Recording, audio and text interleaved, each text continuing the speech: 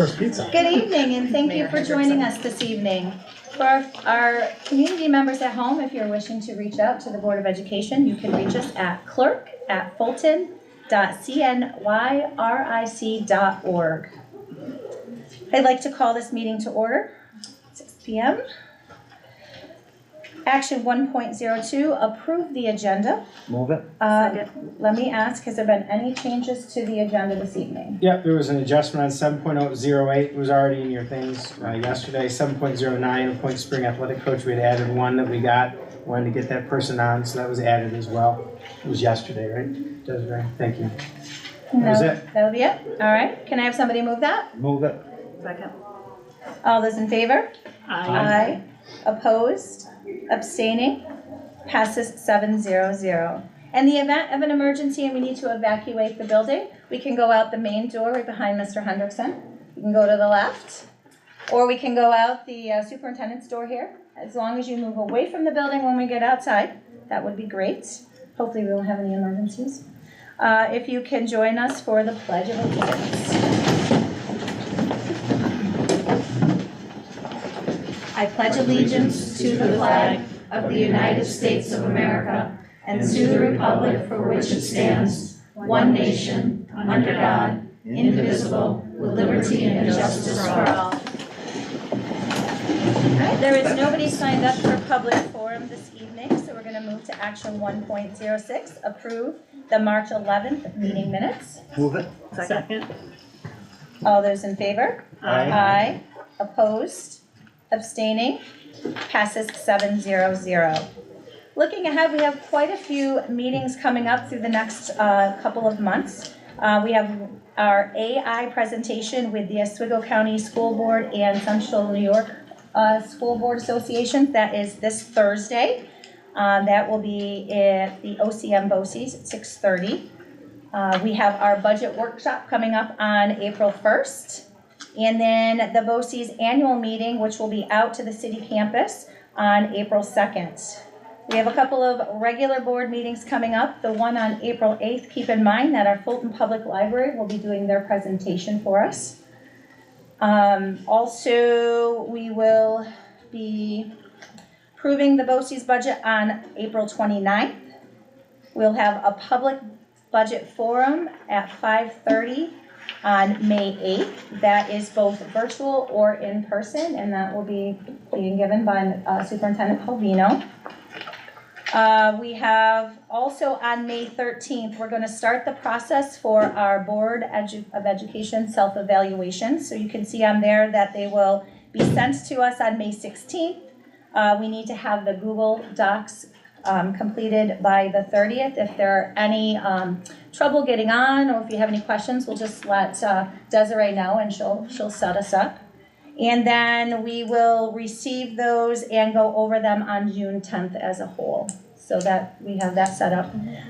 We're not doing the superintendent evaluations this year because Mr. Polvino will be leaving us, so there's nothing that he is. Some designate the time. Thought it was best that we focus on the budget and other things this year. So we will go ahead and do that. The budget vote is May 20th, and keep in mind that there are two sides. There's the east side that is at the community center, and the west side voters will be over at the War Memorial. If anybody has any questions as to where their designation is, or if anyone had trouble last year with their voting in the district, feel free to call our Mrs. Trude here at the superintendent's office, and she will make sure she points you in the correct direction of where designation of where you're voting at this year. We also will be ratifying the vote on May 21st, so that should be a very quick, short meeting that would just come in and ratify on there.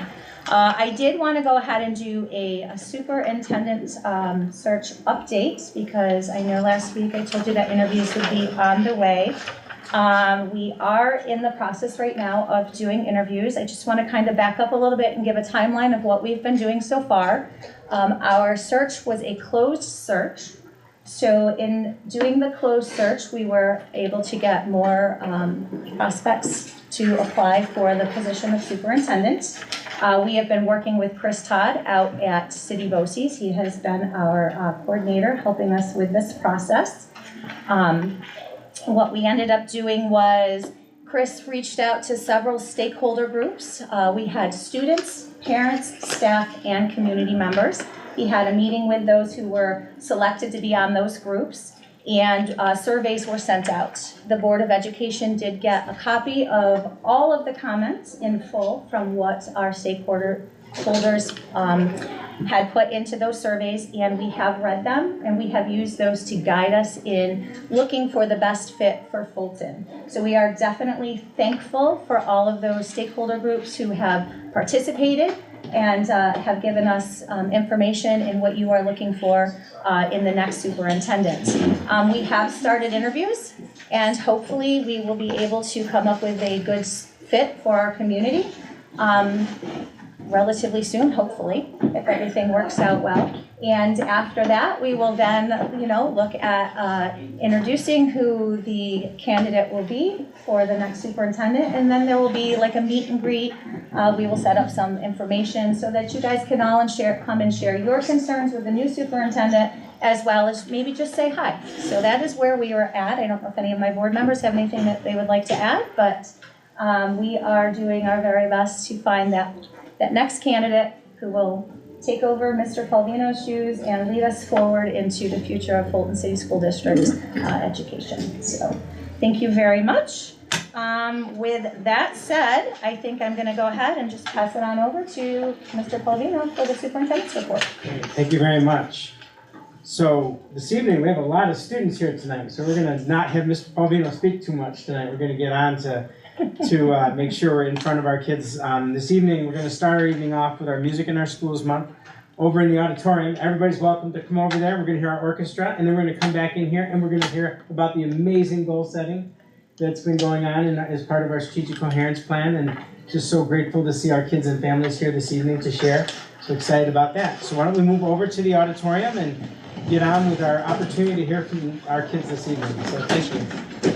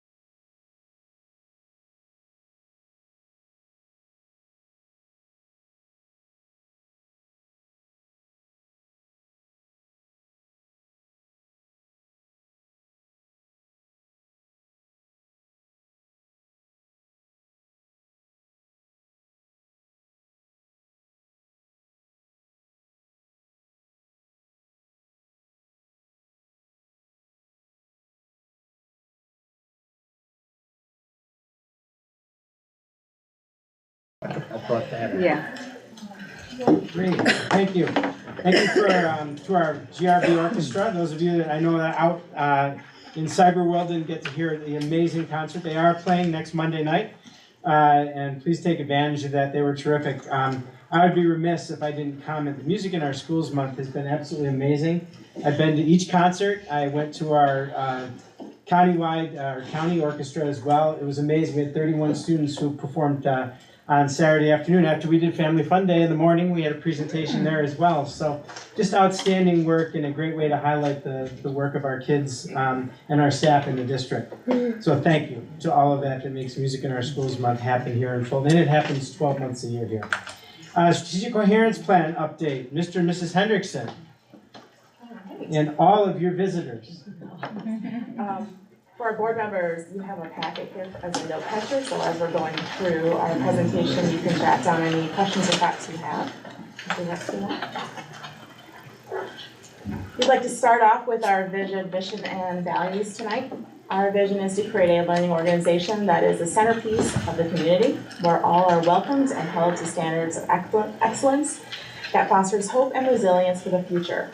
Our mission, the Fulton School District Community, will empower students to develop the knowledge and skills to become respectful, responsible, productive citizens who are committed to lifelong learning. And we're going to achieve these through our values of everyone belongs here, it's safe to speak up, and what we do is important.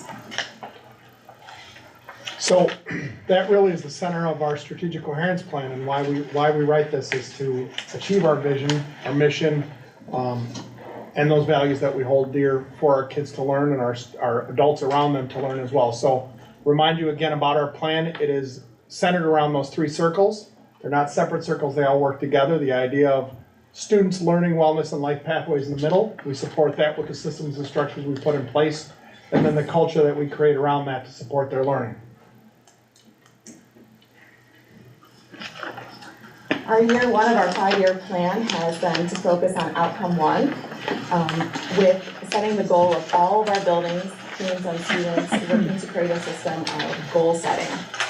We felt this was important for our students to achieve goal setting as a skill because it boosts learners' motivation, confidence, and focus, along with a lifelong skill that we take forward. So you can see here, all 6 of our buildings have similar plans with the goal of creating a goal-setting culture, but their action steps all vary based on the needs of their buildings. So that's also included in your backup plans to look at. Tonight, we're going to walk through our strategic coherence plan updates through the acronym of DRAGONS. We're going to share data, our reflections, achievements and goals for next year, and some obstacles we faced and some new strategies. In your packet as well are all the data that we've collected from the beginning of the year to the middle of the year based on our primary indicators and our additional indicators. Again, this is a 5-year plan, and this is our first year as we go through that. So we thought we'd start, our goal this year was to develop that goal-setting culture. So we invited some of our guests from each of our buildings to come and help out and talk to us a little bit about where they are with goal setting and where they are in that process. So we have our principals here and our students here to help kind of talk about all the way from UPK all the way up through 12th grade. We've had some people who have joined us. So all of you who are all nervous to talk right now, thank you for being here. We appreciate it. I know this is a big deal, and I know this is something you've been working on this year as we go forward. So thank you all. Principals, do you want to introduce your folks and get to it? For 3rd grade elementary, we have Demi Shu. She's in UPK. She's working with Mrs. Nugent, and Frida Clements with Mrs. Vogel in 6th grade. Do you want them to start? Sure. Come right up and stand in front of the podium, because I don't know if we'll be able to see yet. We're behind the podium, huh? Should have got the smaller podium out, huh? Or the big block. We had a big step stool last week. Is there a block behind there? Still there. Yeah. Oh, is the block there? Yeah. It is there. Okay. Is the block there? Yes. Yep, up right up there. There you go. All right, We can Demi. see Good you. job. Hi. And so that your goal is to remember to learn your letters. Remember what we said, you learn your to learn your letters. Did you remember what you like about school? Or what you said? Reading. Demi's working really hard in UPK with Mrs. Nugent, and there's no doubt about it. She's aiming for that goal of learning her letters. Absolutely. Great job, Demi. That's so easy.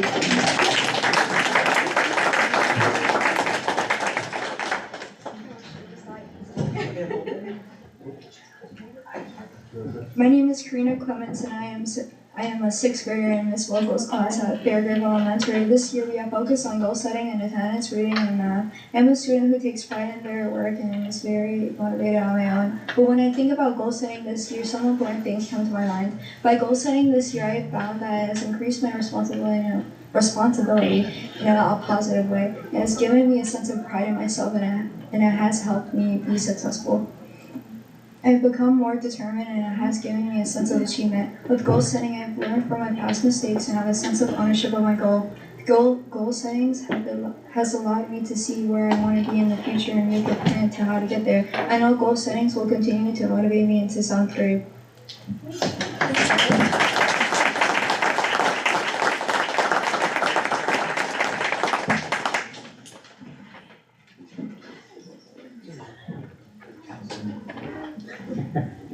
Good evening, everybody. I'm Gina Salerno. I'm the principal at Granby, and we have Jedediah DeForest here with us. He is in kindergarten, and he's going to talk a little bit about his goals. What would you like to start with, Jed? Attendance. Attendance. Tell everybody about your attendance this year. I got 1, 2, 3 of them. 3 months of, were you here every day? Yes, you were here every day, huh? Are you proud of that? Yeah, Yeah. Why do you love to come to school? because we always get back at the end of the day. Because you always get a snack at the end of the day. What else are you working on? Breaking letters apart. Breaking words apart, right? Mm-hmm. And can you show everybody your graph of your word, of your letters? So every month the kids graph their letter sounds, and you can see what's going on in your graph. We have to break letters apart. Right. What's happening? What does it look like? What does your graph look like? We have to count. You have to count. Is it going up? Yeah. It's going up, right? And that's what we want to see. Yeah. Huh. Okay. Can you do me a favor and read some of these words? Mad. Mad. Hit. Hit. Pen. Rug. Rug. Great job, Jed. Are you on your way to meeting all your goals this year, do you think? Yes.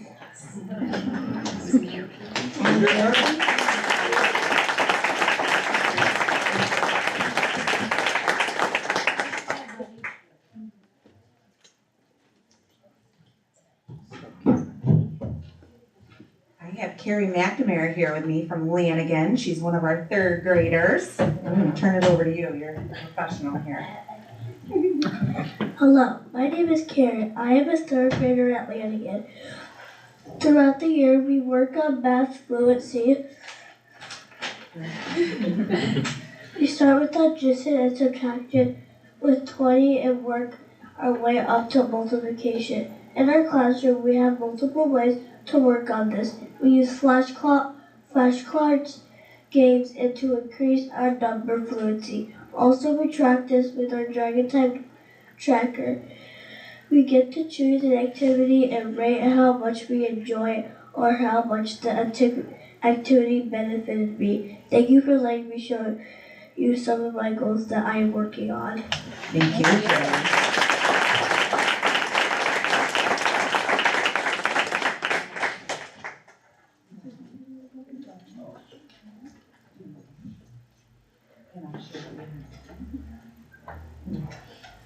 All right, so I have my friend Lillian Manford here, also from 3rd grade, and I'll share what she had written. Hello, my name is Lillian. I'm a 3rd grader at Lanigan as well. In 3rd grade, we work on writing goals. We do this by planning, drafting, and editing.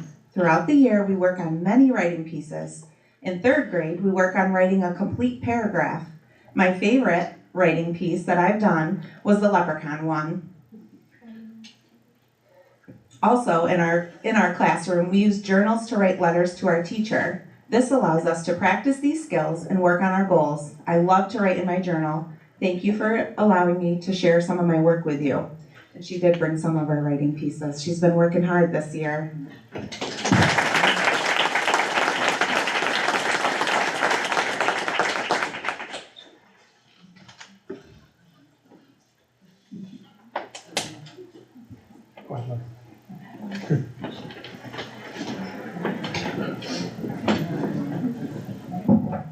Good afternoon, I'm Liz Stoddard, principal from Valley Elementary. I have Zoe French from 4th grade with us tonight.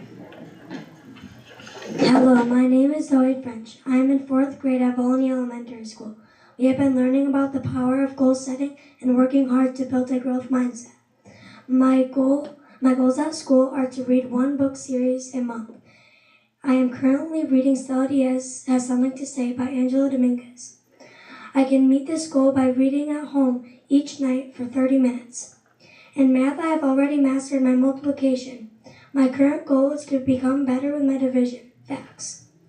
Right now, I can answer 55 questions correctly when timed for 5 minutes. My goal is to answer 75 division questions in 5 minutes. I can meet this goal by practicing division facts every night for 10 minutes. I love coming to school because it helps me learn and grow. And I learn something new every day. And if we didn't have school, I wouldn't be where I am today.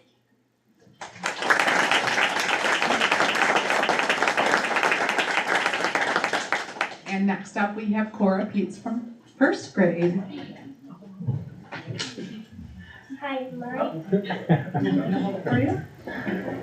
Hi, my name is Cora, and I am in the 4th grade at Volney. My goal is to read 77 correct letters sounds by end of this quarter.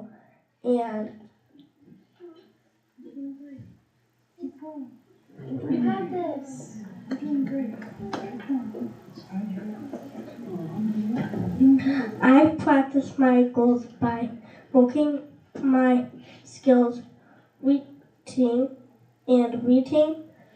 I track my goals on my goal sheet. I love coming to school because I love learning.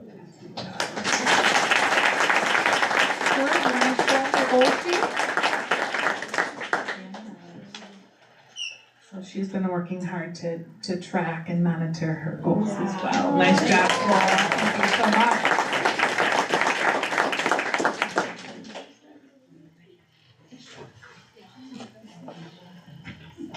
Good evening, everybody. Eric Kaprowski, principal at the Fulton Junior High School. I brought 2 students with me, Liam Scanlon, member of the 7 red team. Come on up, Liam. And Heath Turner, member of the 8 green team.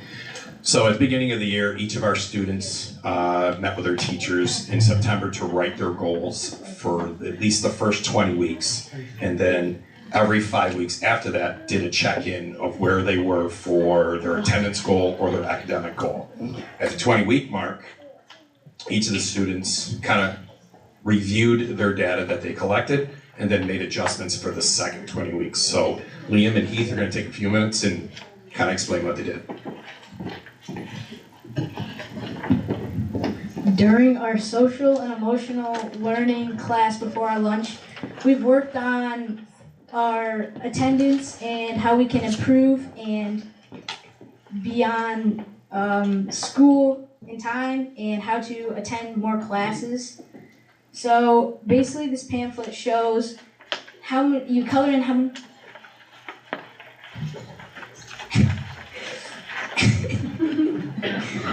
so basically it shows how many days you color in, green, how many days you've been present, red, how many you've been absent, and yellow, how many you've arrived late or left early.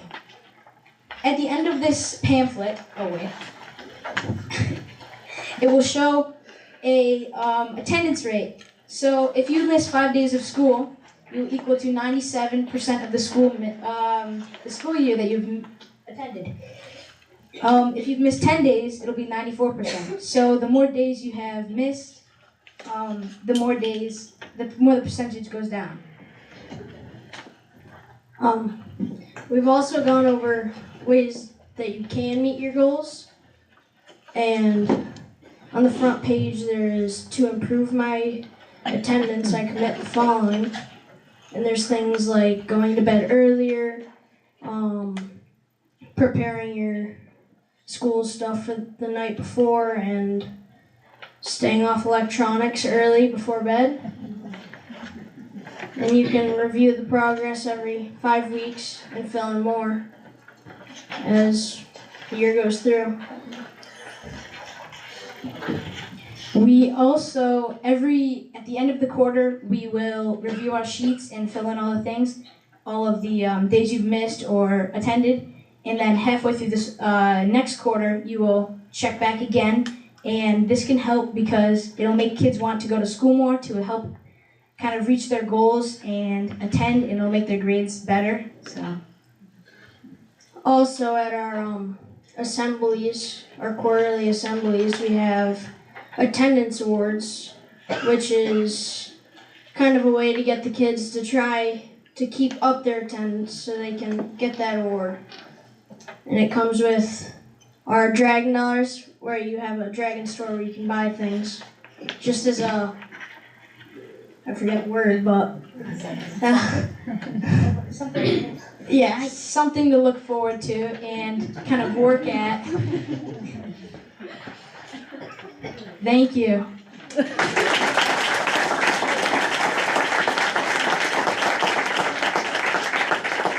Next we have the high school.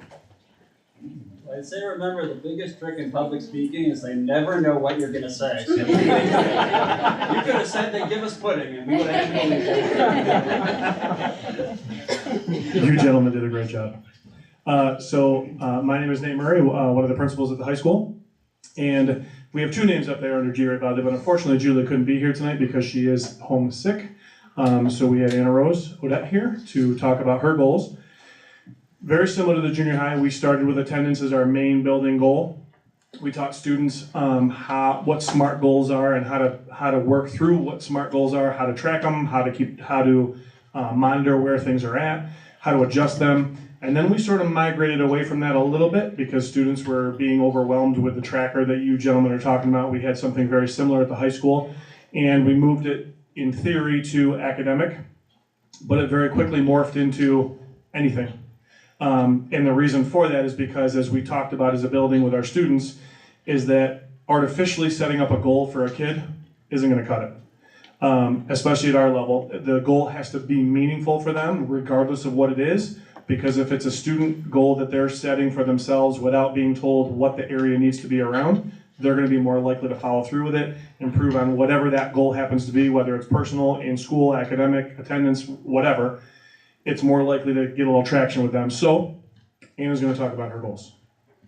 Piggybacking off of what he said, our guided, Mr. Jared, love him by the way, our guided was not very good at following SMART goals. So once it started to shift more towards personal goals, we really started to pick up and actually keep track of them. Sadly, I'm in ECHS program, early college, high school, so I don't go to guided anymore, but I do still keep track of my goals, and I think that's really cool because I didn't think it was going to stick with me. But I did. So one of my this is more of a major goal for me. I always wanted to get out of my comfort zone, as I am right now. I never really talked in front of crowds, and I feel like I'm working really better at that, and I love that Mr. Murray gave me the opportunity to do that. A little more personal towards me is the weight room. I recently started going there, and Mr. Jared helped me make a plan. We called it Stepping Stones to Victory. So he basically helped me. I had no idea what I was doing, and he helped me figure out a step-by-step plan so I wasn't overexerting myself, I wasn't putting too much pressure on myself, and he really helped me focus on small steps. stepping stone. So I actually have been going to the weight room now for 6 weeks straight. I haven't given up on it, which is amazing because normally I drop out of things if I don't know what I'm doing, which is something I'm also working on. But Mr. Jared, I visit with him during my study halls 9-10, and he has continued to help me with the SMART goals. And it may not be educational, but it really is personal to me, and it's helped me grow a lot. And getting out of my comfort zone, like I am right now. But I think goals are really important because when I was younger, I never set goals for myself. I was like, I don't need to do that. I don't understand why I would need to do that. I can just do whatever I want. But when I started actually setting goals for myself, reachable, attainable goals that were like, I'm going to be the president. Like, how do you do that? So I started doing the stepping stone method. Small little things. I joined the musical, which helped me get out of my comfort zone. And it was an amazing situation to be in. It just gave me so many opportunities to meet new people. And I think everyone should focus on smaller steps instead of the bigger picture because it makes things so much easier and a lot less overbearing.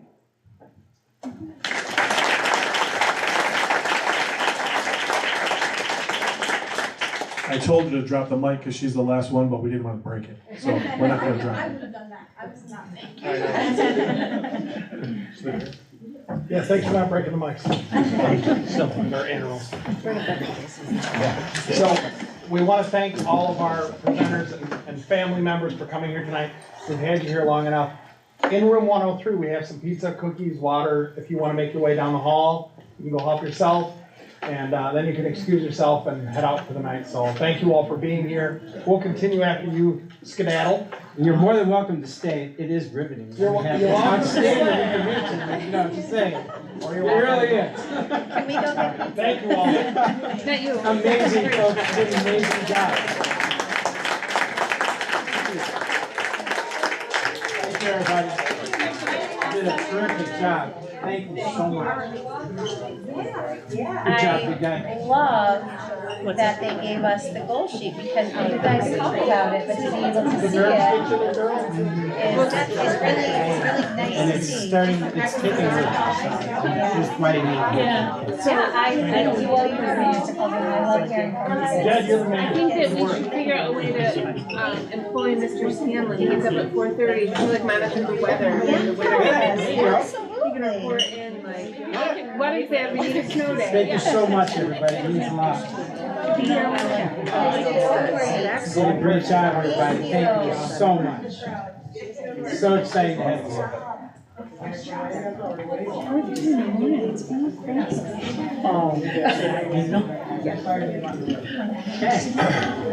Carry on, Hendricksons. All right. So the data that we focused on, you heard the students present about the variety of things. We're trying to keep this, again, getting back to the idea of our strategic plan. Setting that culture of goal setting, looking at year one, you can hear we have a variety of things we're looking at that we're reflecting. We're really, as we collect the data, we're using it to help us answer questions and ask more questions.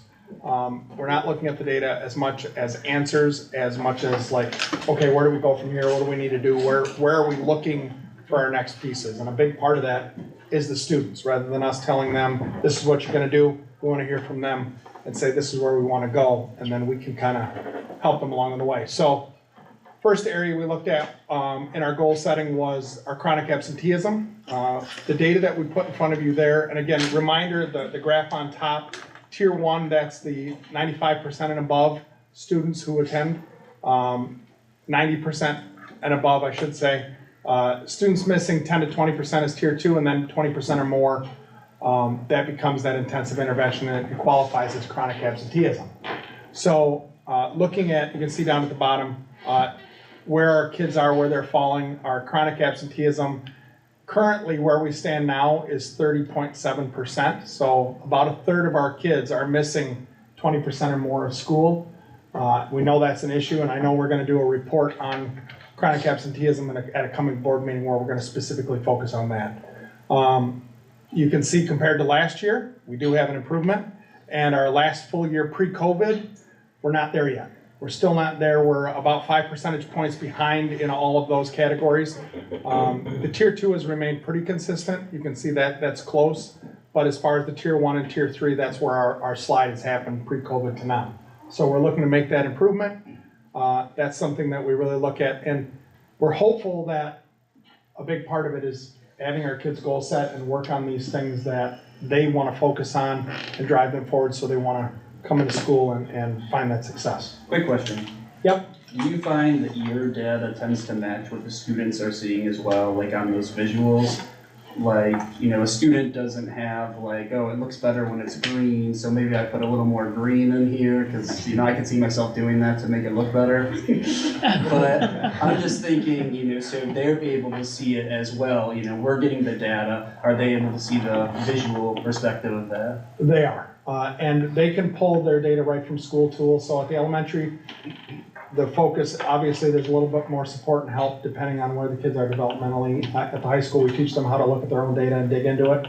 And I think Nate kind of talked about this. If it's not meaningful, they kind of drop it anyway. So it has to matter to them. If it's something that's driven by the adults at that level, it doesn't matter. But at the elementary level, when you're looking at K3, it's a huge big deal to fill out those graphs, and it's fun to do. And I have, you know, my teacher working with me and digging into it. And it does make it something that the kids pay attention to, so they know it's important. We've been trying to reward the kids that are there and support the kids that aren't, and get improvements with our attendance. At our SCC meeting last week, it was interesting, the junior high and high school shared about their reflecting on their goal setting, and the junior high commented that they actually spent the majority of September showing them how to get into school tool and look at all their graphs, and that was like an unanticipated experience of getting them that skill set. So now that's going to bring that to the high school, getting in there, checking that all the time. They were very interested to see the graphs that they had, so we talked through that. And so what I hear too is a lot of students didn't realize until they were looking at their own data that they'd missed, like, oh, I didn't realize they missed this many days, or was late or tardy too. Yeah, they said it was very powerful. Yeah. And putting the percentages in terms of days, you know, 80% attendance means they're missing a day a week. 1 out of 5 days is 20%. So, you know, 90%, what does that mean? It means I can miss 1 day every 2 weeks or less. You know, 95, how that works, and graphing that out is important for the kids to see. You notice the junior high kids also kept track of their late arrivals and early dismissals. Those are all pieces of that, because I know when they get to the high school, if I get to school late a bunch of days, I'm missing bells, and that impacts my academics as well. So, again, trying to build that culture, getting the kids to own this and pay attention to it is important. And I think the skill set of reflection, the junior high spoke that the students were going back in their years and commenting on how many days they missed in 3rd grade, 5th grade, and trying to improve. So I thought that was very interesting to hear them speak. Because there's yellow, does yellow fall into the I was absent category, or like when you're collecting the data? I know it's its own category, but if we're looking at how many days they missed, are we counting that, or are we counting it as its own thing? It's its own thing. Okay. Yep, so like on the report cards, it shows absences, total absences, and then late arrivals, early dismissals show a separate category, so they're keeping track of those pieces. The next area, any other attendance? And again, we're gonna get into a full report on chronic absenteeism, where we're going, how our systems, again, culture, systems, pathways and learning, how do our systems support attendance specifically? Good? All right, next, our discipline data from the last 2 years. Again, here, this is broken down into that 3-tiered multi-system of support model that you can see. Last year, 73.6%, so 74% of our kids stay in the green, which means that they had 0 or 1 referrals.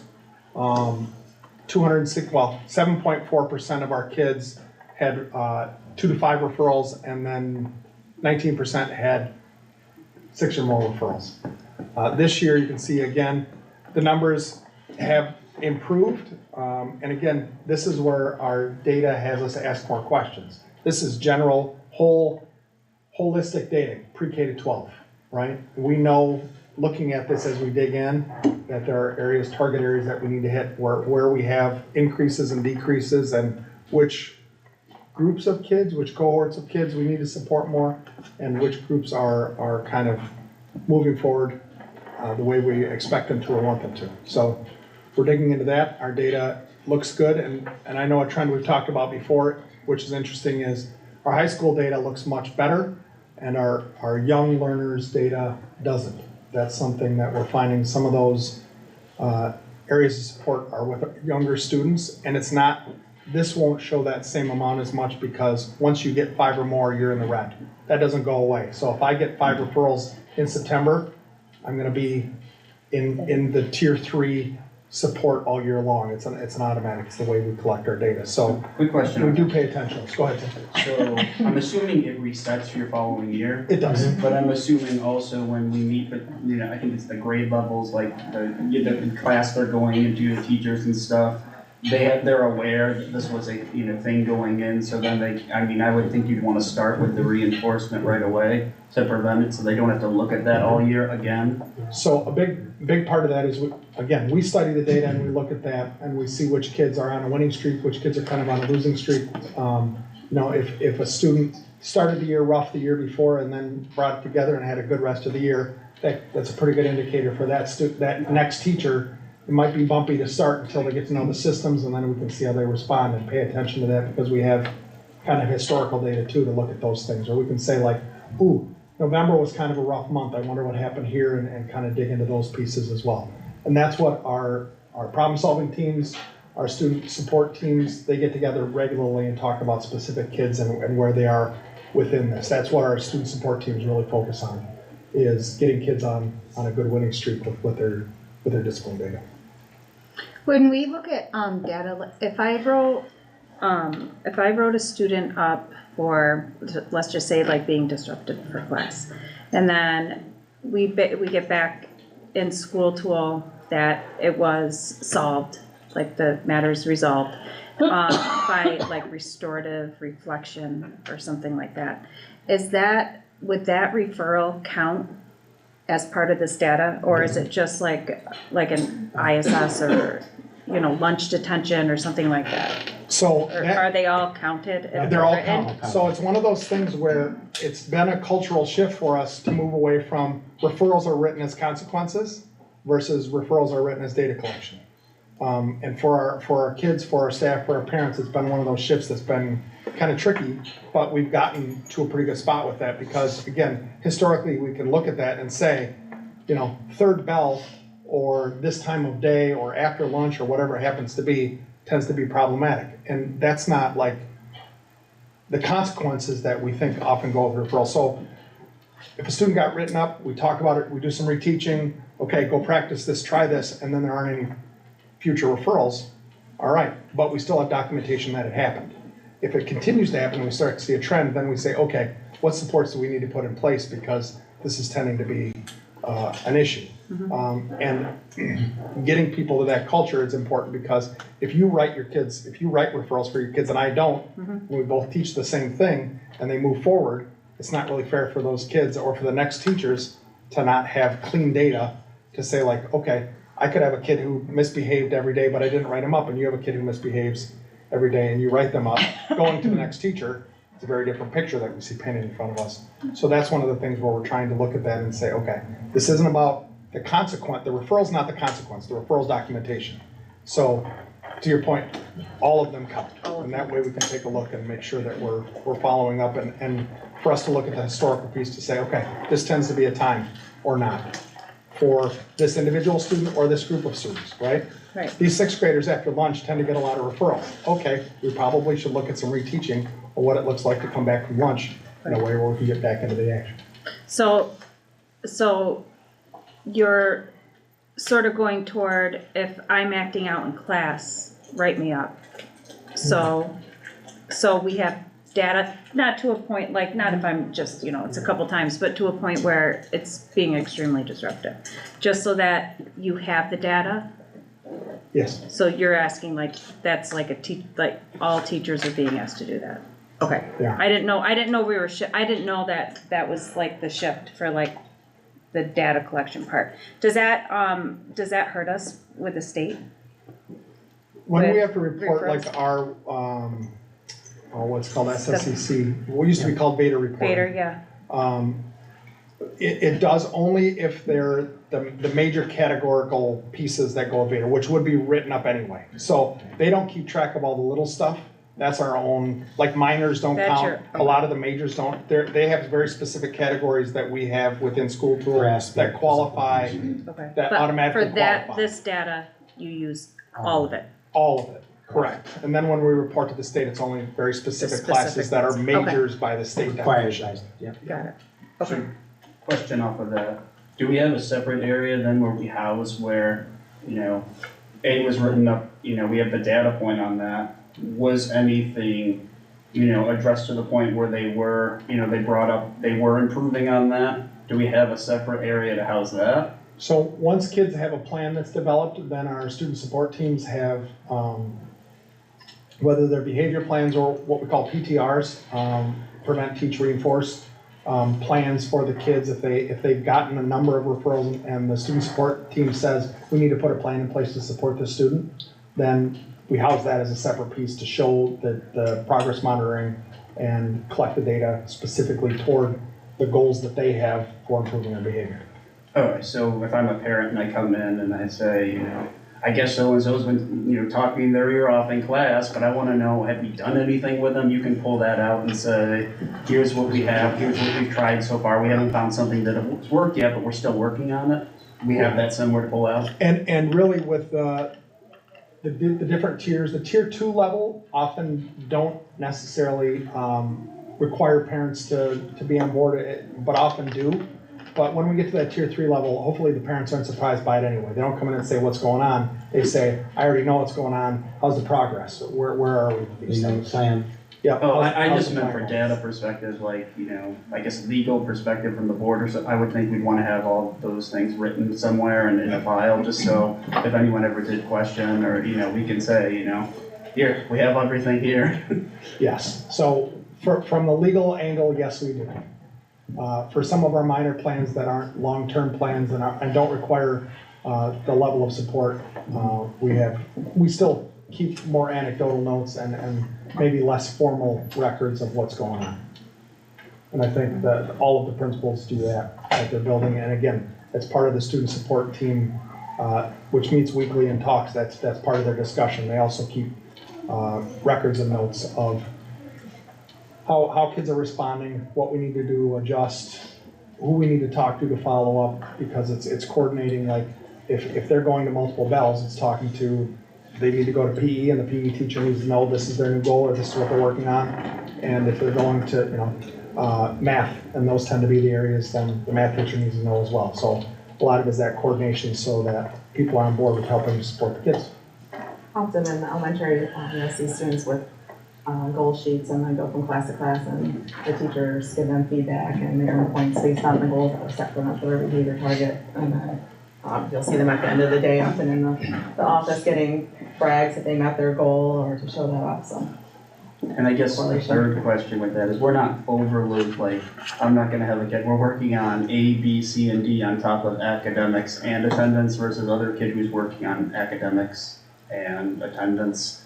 Like, we're not gonna overload certain kids on goal setting, correct? So, great question, Tim, because historically when we've done goal setting, it's been led by the adults a lot more. The adults are doing that for the kids or to the kids, like you're gonna do this, this, and this. Well, really, again, this goes back to how do we create a culture for our kids to own it? And it was nice because Miss Odette, who came in, who, by the way, I should mention, she pinch hit today, we asked her, and she came in, I'll come in and talk.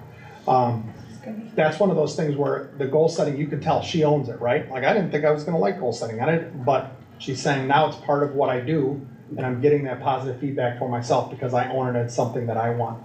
That's what we wanna create for this, is that culture, whether it's Liam and Heath moving from the junior high all the way up through, you know, with the 5-year plan, those 2 junior high students, hopefully for the next 4 years, will continue to hone this and build this as part of their culture of what they can do with their goals. So I think that's something that we're focused on, what the kids need. Some of them might want to set 5 goals, and some of them might want to set 1 or 2 goals. Our job is going to be to support them through the systems we create and how we can help move them forward with their goals. That doesn't mean that if a student hasn't selected a behavior goal and they need one, that we're not going to develop one for them. So there are students where we need to, with them, to create that. So they may have multiple things they're working on, but that's. With the data that you collect, is there anything in there for getting to the root cause of their issues? That's $1 million question. It really is, and it's one that often gets debated. What caused it, and it varies from kid to kid, really. It's something that our student support teams really dig into. What's the driver for this behavior? You know, what's the function of this behavior? What do they get from it? And ultimately, there's a lot of research that says when you have kids who are academically achieving, their behavior, their attitude, their attendance all improve. Like that's the one that pulls everything else forward. So how do we get them to be on a high level of achievement? We find those winning streaks, we drive with that, and that hopefully pulls everything else forward. But there are other causes too that get in the way, and that comes into talking with kids, talking with teachers, talking with families, and saying, okay, what do we need to do to support what's getting in the way, and how can we move forward? Without lowering the bar, how do we get them to it? With that, as well as with attendance, is there any way to track if it's familial? Like if you got a brother, two brothers, a brother and a sister, they're both.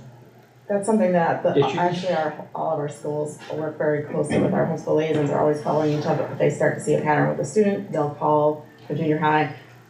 I noticed they have a sibling, are you noticing the same thing? And they'll coordinate efforts to support the family if that becomes an issue. Mr. Henderson, can you clarify something for me? Sure. So just looking at the numbers, so from what I understand, we have a little bit over 3,000 students, but looking at your numbers, it's adding up to like 3,400. Can you tell me what the discrepancy is? Nope. Okay. No, it's what's reported in school tools. So those are the numbers that we have. And again, oftentimes we don't have clear data. I thought the same thing. I'm like, sometimes it may be misspelling some of the not clean data all the way through. So when we find those things, we dig into it and take a look and see where it's reporting. If it's way off, and again, I can't speak to that exactly, but I do know like those two numbers, when you add them up, aren't the same because we had different enrollments, different kids that showed up. But also, like if we have 3,100 kids, why do we have 3,400 that are reporting or 30? Tier 1 and tier. No, this is a case of they will qualify for a tier. Maybe not, but I think that this is just a matter of digging into it a little deeper. And sometimes you'll find that if a referral was written for a student, this used to be more of an issue when you'd hand put things in than it is now. A typo or something like that, where it'd be the same kid who qualified in two different areas, or sometimes you have that repeat data or something like that.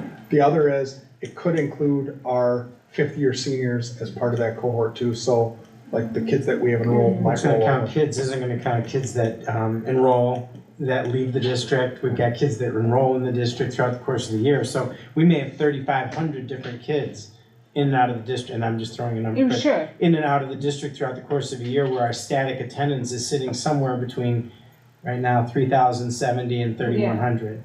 And so, but it's in and out, those kinds of things. So that would do it. So if you never had a referral, you would show up as one of the kids that wasn't, but you could have left in October. Right.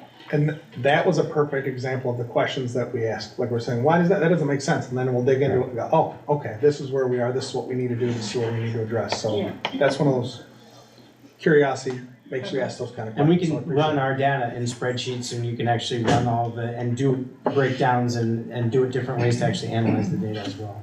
So, right out of school tool.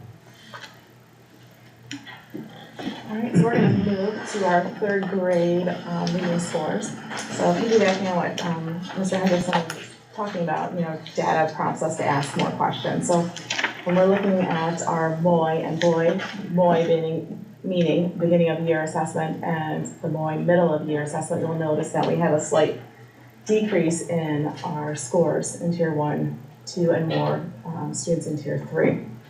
So in January, all the buildings had their PSD meetings and really dug into that. And one of the things that we noticed was that our students' accuracy rate increased tremendously, which tells us that our students are slowing down and applying the skills that they're learning. So we're hopeful that at the end of the year, we're really going to see those skills move from accuracy to automaticity, and we'll see them rise. We added the second graph here to really highlight a more global perspective of where our students are, where Fulton District is compared nationally. So this is for Moy, but I just want to give you some information. When our kindergartners are coming in, they're at 60, we have 65% of our students who are scoring well below benchmark. So that's right when they come in to kindergarten, 65% are scoring here. Nationally, it's 31%. Now at the mid-year, our kindergartners are at 50%, so our kindergarten teachers have already started to close that gap. And as we go through, you see that our scores are getting closer and closer to the national. So you can see that trend, we're closing that gap slowly, but we are making gains as they move through. And that goes to our next slide with our ELA, and I will go back. For our regions, we continue to grow, and now at our English regions, you can see we're actually higher than the state. It's not national, but here you can see we're slightly above our state. So our students continue to grow from year to year. And I've had people from the RIC say, your students start pretty, well below, but what we see is that trend line, they're constantly going up. Where in other districts, they'll see dips and we'll see more of this inconsistency, but our students are continuing to make growth. So that gives us encouragement that the strategies that we're using, the interventions that we're applying are working. Something I was going to point out here is we're focused on kind of that red well below column, but if you notice the below benchmark and benchmark level, the green and yellow are pretty consistent. They stay pretty much the same. Where we see the amount of growth, the other amount of growth is in the students that are above benchmark. So that means that our kids aren't moving from red to yellow. It means our kids are moving from red to yellow, yellow to green, green to blue. So the move is across all of those levels. In other words, if you look at the same kind of trend, in our district, 13% of kids come in, kindergarten is probably lower than that, but 13% come in above level, where nationally 27% of kids come above level. By the time they hit 5th grade, we've closed that gap to 3%. So we have 18%, where nationally it's 21%. So again, our kids are moving in all of those areas. It looks like the green and yellow are flat, but really that's because all of our kids are moving up. They're all stepping up a stair along the way.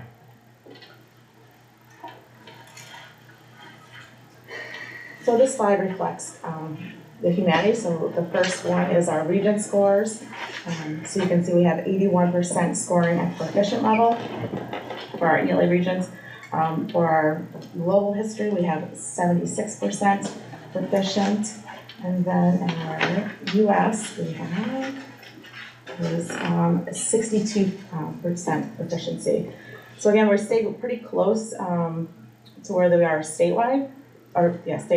And I know at the high school, our English and social studies department are really working closely together to support each other with the regions. They've been taking the regions apart, trying to look for similarities in the skills that they can be reinforcing in both contents to build time for students to practice and develop the different components of the essays that they have to write.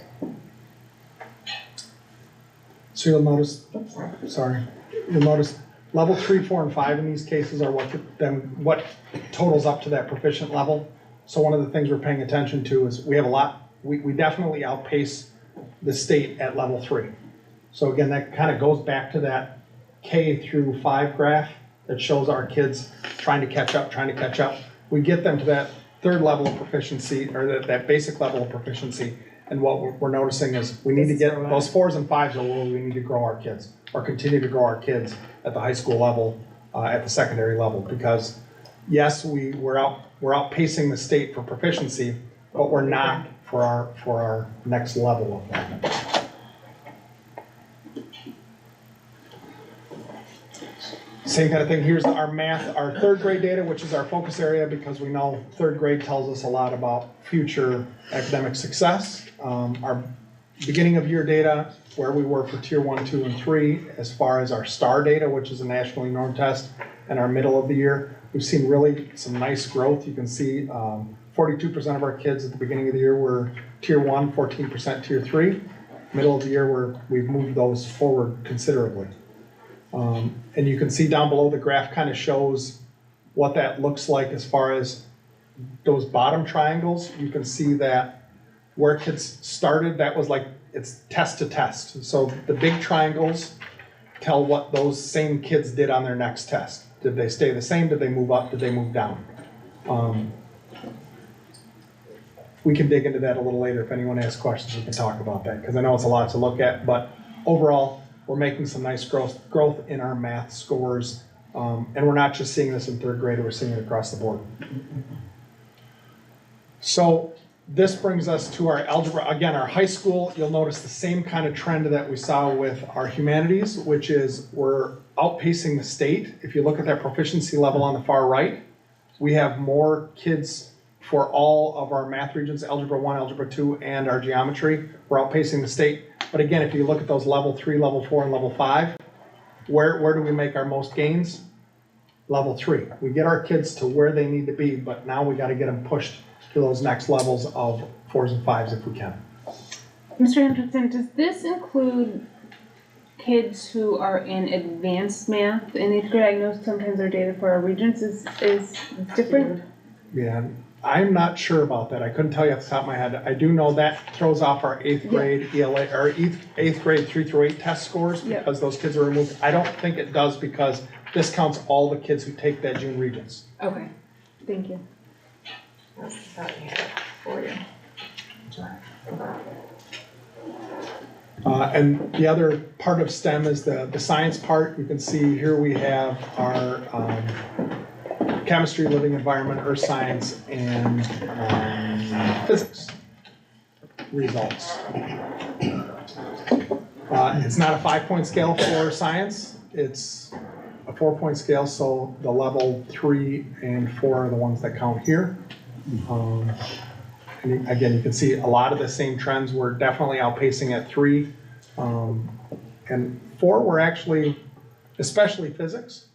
And that's something countywide they're asking what's going on with physics. Our kids have done historically very well with that, but those are kids, the kids who are taking physics regions, it's usually their 5th science regions that they're taking. So they've been around, they know how it works, and they're usually pretty successful in this area where usually it's that earth science or biology, physical, or living environment, living environment that comes first.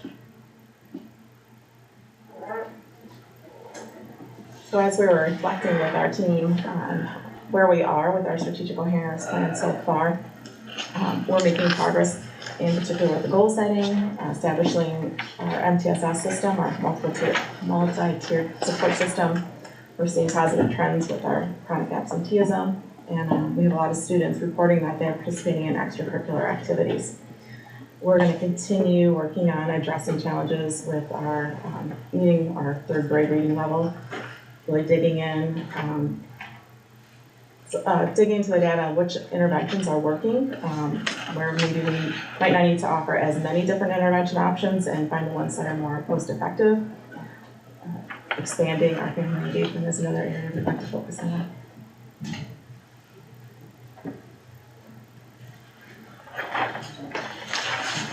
Things that we're proud of. Our culture, we've been working hard to develop that Dragon Way, how our kids behave, how they function within our school system, the systems and structures. The one that we've really focused on this year is Parent Square, building that communication system, building consistency, having everyone on board and using that. And then for our learning and wellness pathways, part of our strategic coherence plan we rolled out about the same time that New York State is rolling out the graduation pathways and what those are going to look like. So we've really been focused on those and what it's going to look like for our kids to move forward with our new systems in place for them and really exploring that pathways model for them, looking at that early college, high schools, the opportunities that our kids have and continuing to build those, looking at our seals that the kids can earn as they get closer to their diplomas.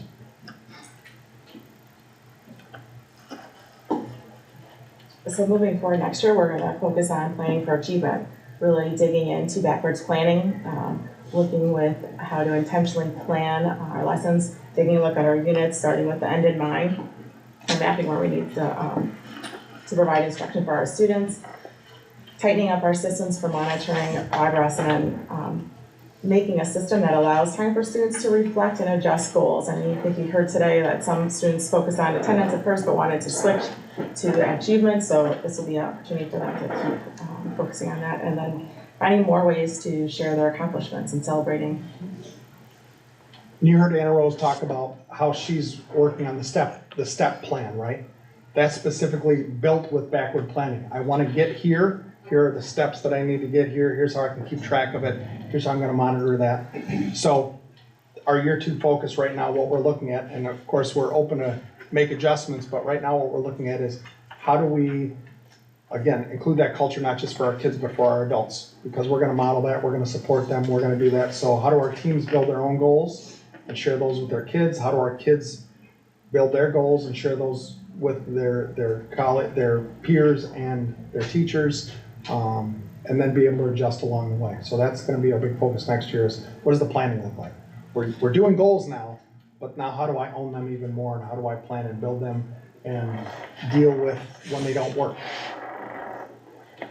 And again, it was great to hear her talk about, I've been 6 weeks in the gym now. That's never happened before, right? Part of that's because she's got it mapped out, she's keeping track.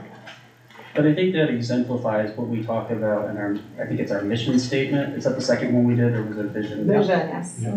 But where it said, creating, people that can go out in society, goal setting, when she said, well, it's not really one of the categories, but I'm using the same methods. And I think that just represents, what we're going for. We're teaching something that can be used in the future far beyond school, not just teaching so that you have something that says goal setting for a portfolio or something.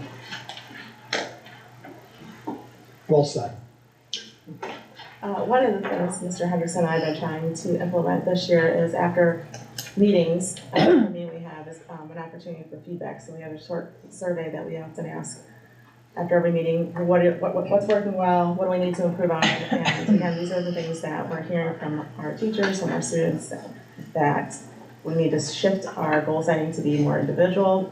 We need to establish a consistent monitoring and reporting and tracking system for them, and defining time for students and teachers to get regular feedback to adjust their goals. That was something both teachers and students said was, we need to have specific times. Like if we say this is goal check week, or this is, and those are specific times where across the board we're all gonna look into it, where we don't have to say, 4th bell of the 3rd Friday, we can say, okay, week 9 of the quarter, everyone's gonna review their goals. Week 4 of the quarter, everyone's gonna review and dig into their goals and make adjustments. That way there's specific times set, and that's gonna be part of those systems, again, that work around those, and hopefully the kids see. We're gonna come back to it regularly. It's not gonna be something we start and drop. It stays throughout the year, and we've mapped it out.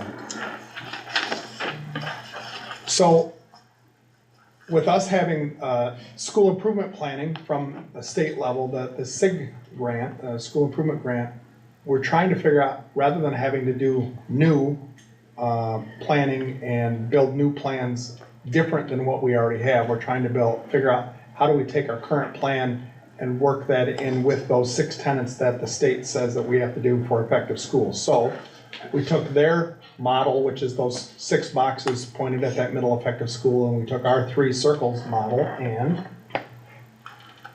realized that tenet 1 and 2, organizations, systems and organization and school leadership, fit with our systems and structure circle. Tenets 3 and 4, curriculum and instruction, go directly with learning, wellness, and life pathways. And then tenet 5 and 6, those cultural piece, that's social emotional learning and family and community engagement. So their 6 tenets fit within our 6 circles, and we can stick with our current plan and just make adjustments to look at the specific data that they want us to look at within those subgroups. So I guess the difference that you'll see in our strategic coherence plan, we currently have 4 outcomes. We would like to switch that to 3 outcomes, and then you'll see on the packet that I gave you, we organize those easily into the 3 categories of outcome 1, 2, and 3. It's not changing our vision of our strategic coherence plan, it's organizing it in a way that lines up with the 3 circles and with the plans that we're going to be writing in the future. We've been color coding for them. We've got the white, the green, and the red. The highlighted yellow boxes that are there are areas that we need to make adjustments within our current plan to reset those, where we looked and we said, we have these ambitious ideas for what we want to do with our plan.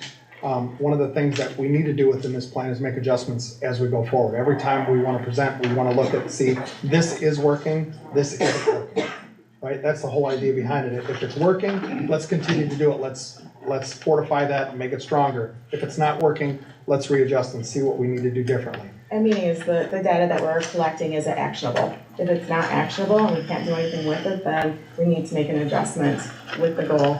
So we're getting the evidence that we need to make sure we're moving in the right direction.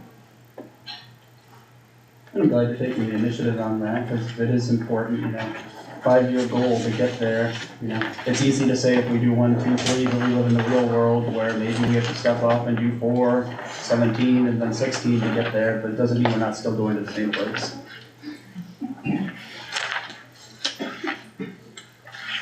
Any additional questions? So, I know we didn't bring this up, but I know one of the things that Renee mentioned that we're proud of, or that's an achievement, is our credit accumulation. The document that you have there looks at what our, I believe, where is it?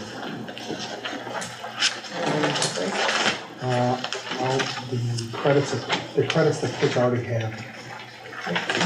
It's on the second page of the outcome 2 learning pathways, about halfway down. It's got 5.5 credits. Oh, okay, yes, sorry. So, at the bottom where it says 90% of high school students will accrue credits and be on track for graduation, it's pretty interesting that our 11th graders, 55% of our 11th graders currently have enough credits to graduate. So they're a year ahead, 55% of our kids are a year ahead of schedule. 94% are where they need to be overall. Right now, 94% of kids have the credits they need as juniors. 32% of our 10th graders are a year ahead of schedule. 32% of our 10th graders are have what 11th graders need. So you kind of see how that works. And I thought it was interesting, our 9th graders, 88% are on track, our 10th graders, 92% are on track, 11th graders, 94% are on track, and all but 3 freshmen in our entire class, 98.7, are entering high school with credits before they even start in high school. I think that's a pretty prideful thing for us to take a look at, and it really is a reflection on our teachers at all levels to make sure that the kids are getting what they need. It's a great thing, and when you look at that, you go, man, our kids are having a lot of great experiences. Because our kids are being so successful, and you're talking about the 11th graders being 55% being early, meaning we could, and I know we talked about this at a prior meeting, like what are we doing? Are we how are we trying to encourage them to stay for that full 12th grade year, or is it or do we see a lot of kids leaving us in December? So another thing that we can be proud of, another thing we can be proud of in Fulton, because we're investigating how we can do this more, we offer 65 college credit classes right now at our high school. So that's where we're pushing. You don't need the Carnegie credits. You have your 22. Okay, what can you do?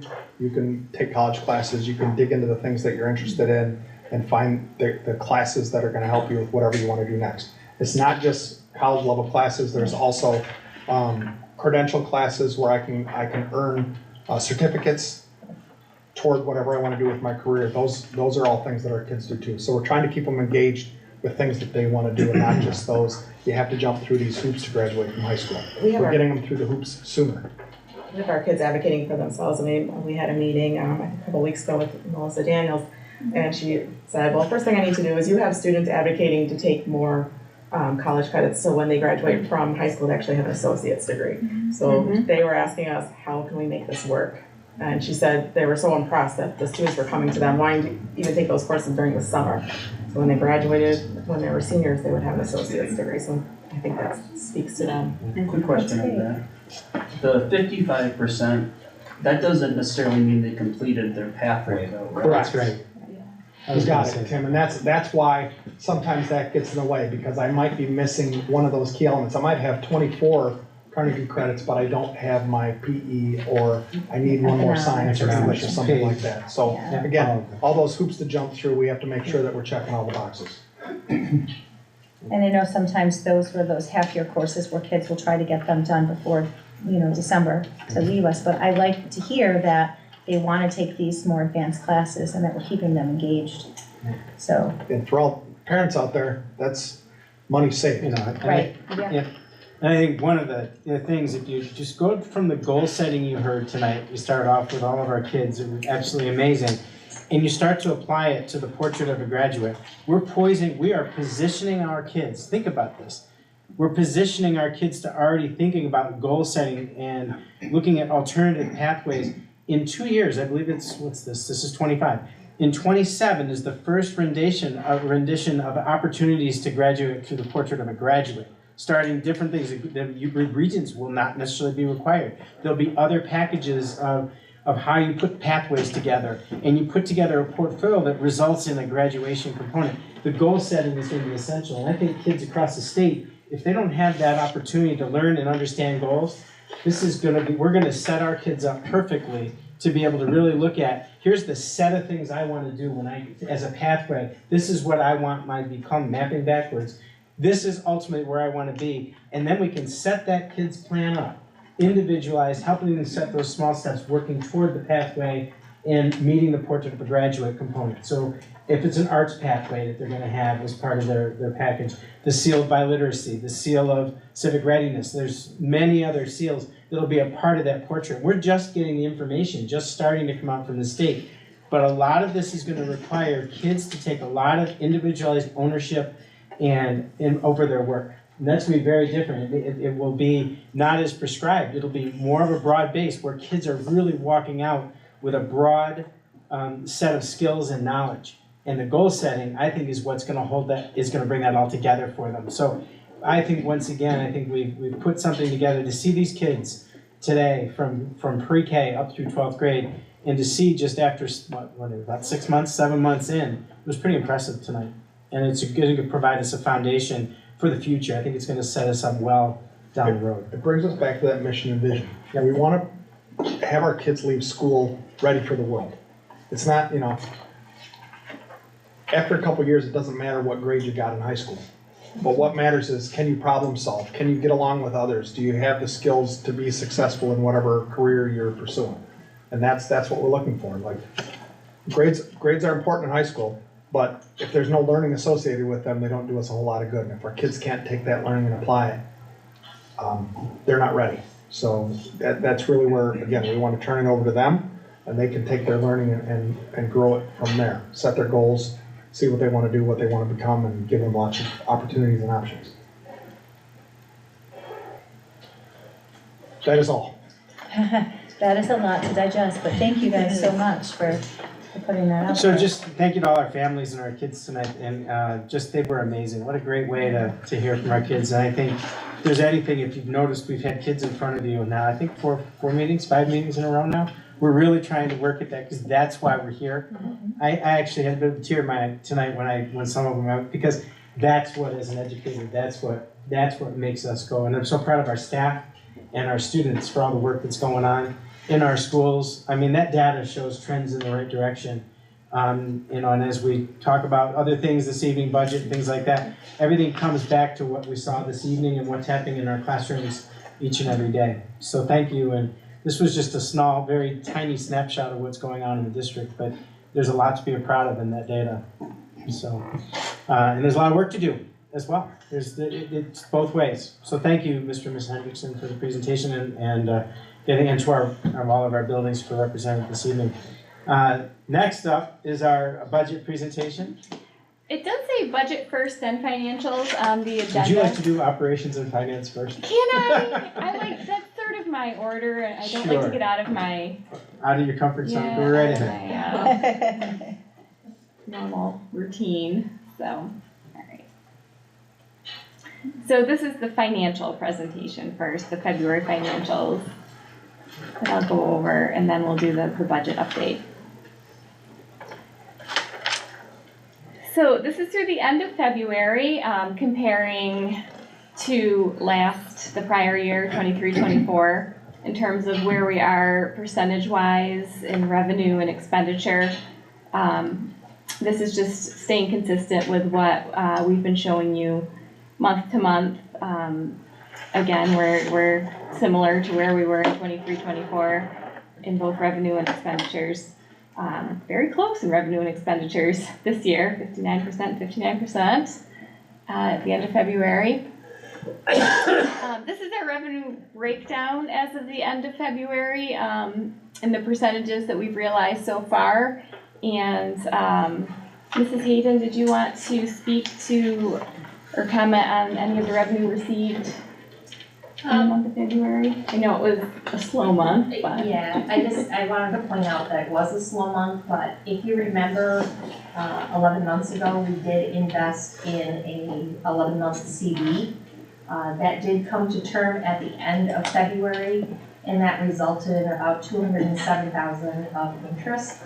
So that investment was wise in our opinion to invest it for that long.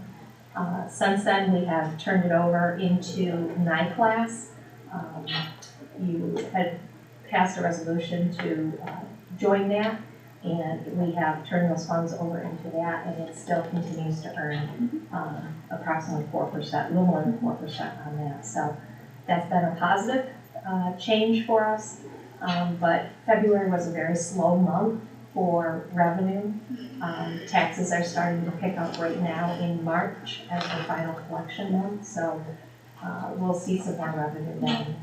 And this just shows the general fund. So I think we've also seen some revenue come in terms of the consolidated grants, right, Mrs. Hayden, title money. Yes. So yep, that's been good to see as well. So that is the revenue breakdown. In terms of expenditures, these are our expenditures compared to January of 2025 and then through the end of February. Again, nothing too unexpected. Other than, again, benefits is spending rather quickly, but I think I've been commenting that each month. This is the budget projection that I've been showing in recent months. This shows the projection that WNCAP is giving us. Again, through the end of February, it's projecting it out through the end of February in terms of what we've spent, what we have encumbered or spoken for, and then what that leaves us for an available balance. And again, it doesn't represent the actual projection through the end of the fiscal year, just through the end of the month of February. So, and I know I've been drawing attention to that second to last line of employee benefits. So what I did for this month is the employee benefits line encompasses all benefits. So rather than show all benefits, I broke out the benefits line into all of the different types of benefits, because that encompasses a lot of different things. You know, I focus on health insurance, but when I just show the benefits line, it doesn't break out health insurance and show what a worrisome line that actually is. So this breaks out all of our benefits lines: retirement, Social Security, workers' comp. You can see all of the different types of benefits that fall within that category. And then the health insurance line stands out as being the line that is putting that overall category in the negative numbers. And I think that looking at that amount, that health insurance is projected to be overspent. And Tim, that's right now, it's oscillating a little bit. This month it's saying 3.2 million. Last month it said 3 million. The month before that it said 3.1 million. A lot of that has to do with our claims versus what we're getting for reimbursements. And, you know, that does vary a little bit from month to month. But I think that that is a more accurate reflection of how far over budget we can expect to be if we, you know, break out that employee benefits category and then just hone in on that healthcare line. And obviously, if any other lines are over budget, that deficit is going to grow. In talking with our auditor, the audit committee met with him, Mike DeBatz, yesterday, and Paula and I are in contact with him quite frequently. You know, I said yesterday, you know, he is in charge of overseeing our annual audit, but so much more than that, he's just helpful in terms of any questions we have or concerns we have in helping us plan to how to address the concerns. So we've been speaking with him about how to address an impending deficit. And we do have our insurance reserve as well as what's left of our fund balance to cover the deficit if we did need to draw from another source. His thought right now is, you know, we've talked about that employee benefits and accrued liabilities reserve. It's not necessarily the intended use of it, but he's been sort of studying the law around it, and he learned yesterday that there may be a way to request, he called it a permissive referendum, to use the reserve for this purpose. He's continuing to research the language in that law, so should we need to tap into that reserve, because you know, he went over our reserves with us yesterday as part of preparation for our annual audit, and that is our largest reserve, the EBLAR reserve that we've pointed out in talking about our budget. You know, it's $3.8 million that we really could use. So that is the portion of our budget that I wanted to draw attention to, because that is the area of concern. And then I just wanted to share this graph. So this is a 10-year study of our health insurance costs. So obviously the first several years are actual expenditures on health and dental. So those costs were combined up until 21 and 22. So the blue dots are health and dental expenses combined, and then in 21 and 22 we started breaking apart health and dental. So the blue dots are health and dental combined, and then I broke out just health costs for 21, 22 and on. And you can see, you know, from 15, 16 until really 22, 23, it was kind of predictable, flat. There were ups, but then we even had some decreases. So, you know, it was sort of a pattern. And then even in 22, 23, yes, it went up. But then after that, you can just see it went up sharply, and it has kept going in that direction. And it has not continued to follow the pattern that we saw for, you know, 7 to 8 years. So, and I think, at least I heard Mike say this yesterday, you know, in working with other self-insured districts, he doesn't know how anybody could have foreseen this kind of thing happening and not coming back to a level. Our trend was 22, 23 is actually still lower than 19, 20. And when you really look at that, we were nice and flat. And if you went even before that, you'd see little dips and things like that. But what's the percentage that we've looked at? 23, 24, 24, 25. It's like 56%, isn't it? Right. So when I figured out the percentage, it's done like 17.5, 17.6, 20, and projected to be 17 or 18% for next year. So I mean, it's not something that is easily sustainable. So I just thought sharing that might be another visual to show kind of what we're contending with here with the health lines. Are there questions on the financial portion? And the visual's helpful. I mean, it really depicts the problem.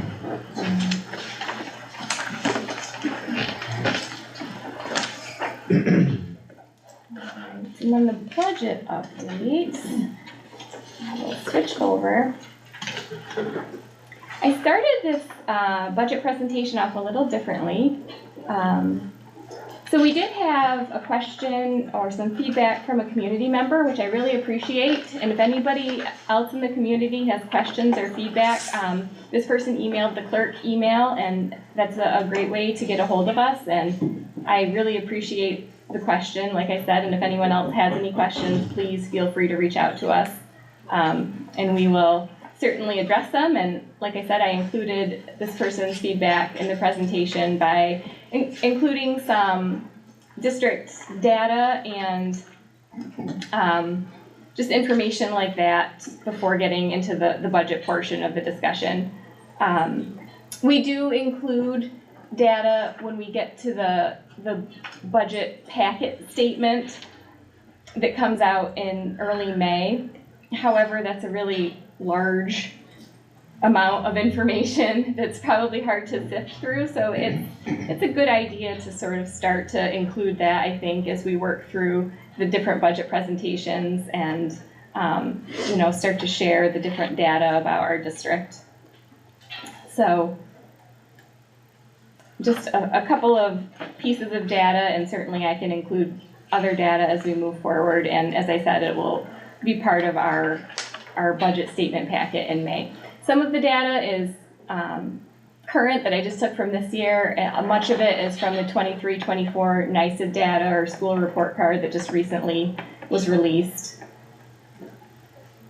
The first portion is regarding our staff. So this is current, this is 24-25 data in terms of number of teaching staff broken down by school. And then we also have some district-wide staff. So teaching staff, support staff, administration, custodial, and then totals. So teaching staff total is 414, support staff 244, administration 22, custodial 65, and the overall total 745. And that was as of the date that I put this together, so sometime last week. Again, those numbers change somewhat throughout the year as people leave us or come to us. But those were the numbers as of the time I did this. And then just some definitions. The teaching staff includes teachers, teaching assistants, psychologists, counselors, social workers, really any staff who are certified. Support staff could include teacher aides, clerical staff, school nurses, technology department staff, bus drivers, food service, any staff members that don't necessarily require a certification. Then the administration portion are principals, assistant principals, directors, and district level leadership. And the custodial section of the graph included cleaners, laborers, custodians, maintenance workers, and grounds workers.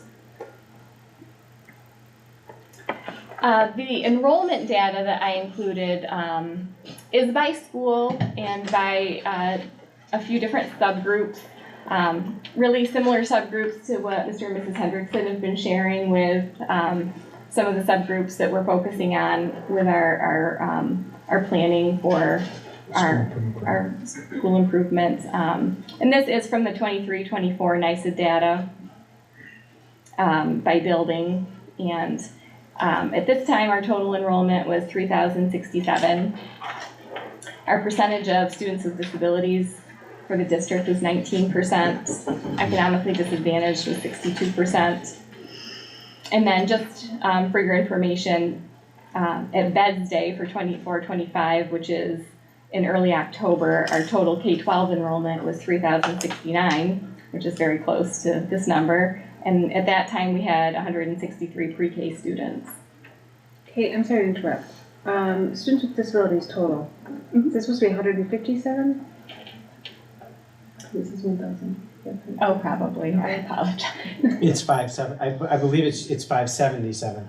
Yes. We're just okay. under 600. That's a great catch. No, Sorry, we do not I'm have just like, 1,500 No, kids. we don't. That would be 50%. I am not good in math. You got that one. No, I believe I talked to her the other day. Okay. We've always hovered around 600, but No, we're not 50%, No. don't worry. No, I we're 19%, which should put, I believe it's 577 or Okay. 580 right in No, there. I must have had a chubby finger. Well, when I thank did you that for one. recognizing that. I'll fix that before I post this to the website. The next portion I did was, these are average attendance rates. This was kind of a neat thing I found on School Tool. Oh, yeah. So these are for the year. So you can sort it by district, by building, and you can see at this point this year, average attendance rate is showing improvement across the district. So, last year, at the end of the year, we were at 88.12. At this point this year, in March, we're at 90.1. So at the high school level, last year at the end of the year was 83%. At this point this year, we're at 86.2. At the middle school, 87.8. At this point, we're at 90.4. And for all 4 elementaries, at the end of last year, we were at 90.8. And at this point this year, we're at 92.1.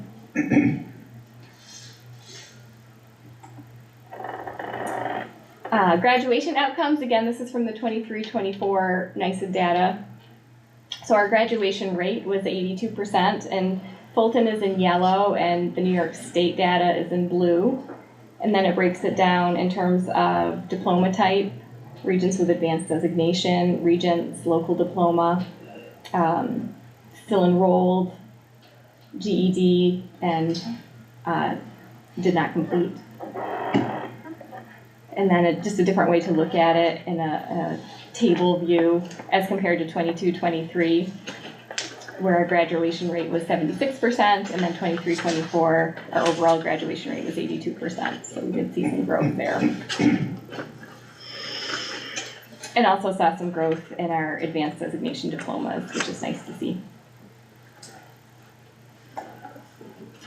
And then one of the specific questions that I received in the email was about per pupil expenditures. This particular data has not been released for 23-24 yet. It's part of the financial transparency reporting, and that portion isn't included in the data yet on the New York State website. So I did include the 22-23 information. And what they do is they show you your district's per pupil expenditures, which in 22-23 ours was $23,144 per pupil. Then they show you the county average and the New York State average, which we're a little bit lower. At that time, we were a little bit lower than the county average and quite a bit lower than the New York State average. I anticipate, we will have a higher per pupil expenditure for 23-24, but it's a state formula, so I don't dare try to do it myself. And that's per pupil, or is there something separate for like our students with disabilities? They do separate it. This is just general per pupil. Okay. Overall. Yeah. And then there's a separate one on that report that compares students with disabilities, so we added costs on top of those, and there also, it's very similar. We're less than the county, less than the state. Okay. Per pupil. Then just looking at the draft budget, and again, this is not new information at this point, our projected revenue. The only thing I added was a graph to show the percentages in terms of what is state aid, what is tax levy, and what is projected to be other. So our state aid is projected to be the bulk of our revenue, which is expected at 68.9%. The tax levy, 24.4%, and then other revenue, 6.7%. And included in the other revenue is our use of our reserves, putting our total revenue at $94,653,082. And this revenue projection has remained the same the last few meetings and updates, and we should receive the final numbers from the legislative budget at or around April 1st. April Fool's Day. And then in terms of progress, we continue to work towards bringing the expense side of the budget into balance with the projected revenue. At present, at least when I prepared this presentation, our expenses had been reduced to around $95.3 million, which represented just under $4 million in reductions. And although it's not quite the balanced number, I did want to show it in the format of a three-part budget and in the format of a percentage of the three-part budget. So as it stands, knowing that we still have some work to do, the three-part budget again is the program, capital, and administrative portions. So at this point, the program portion is 75.3% of the budget, capital 14.6%, and administrative 10.1%, which when you see that next to 24-25, it's very similar. So that's good news.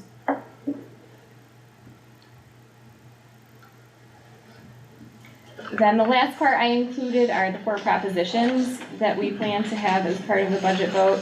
First proposition being our budget. And the second one, the student transportation vehicles, which was the purchase of 2 replacement 7-passenger vans. Then the sale of property, hopefully.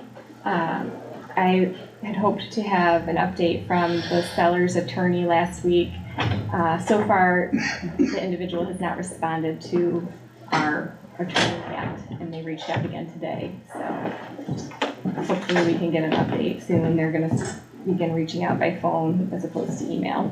And then the final proposition is the library tax proposition. Some upcoming dates for anyone interested.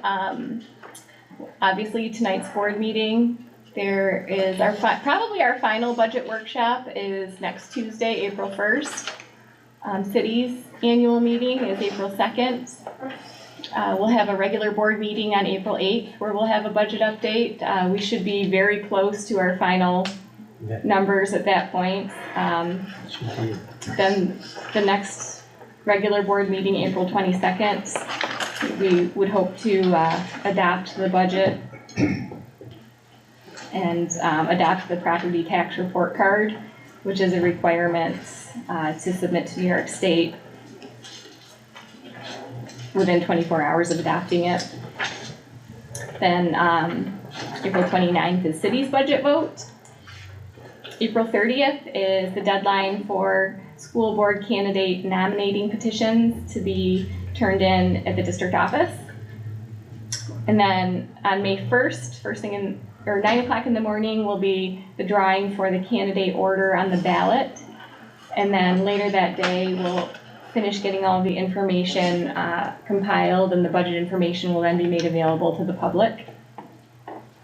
Then this is one change to make note of. Our public budget forum is going to be May 8th.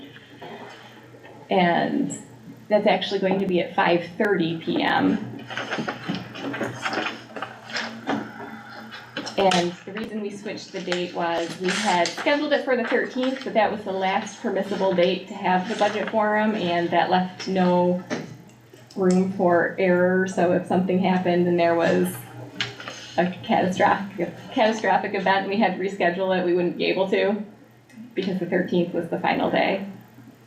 That was a recommendation from our attorney. Yes. Wait, so we have There's not a board meeting. There's not a board meeting. I was going to ask, I saw that earlier, I was gonna ask you about that. Our regular board meeting is the 13th. The 13th. It is. Correct. Okay. Yeah, Alright, so yeah. the regular board meeting is still the 13th. Okay. And then the budget vote is May 20th from 9 a.m. to 9 p.m. Okay. And then we ratified. And then we ratify. Okay.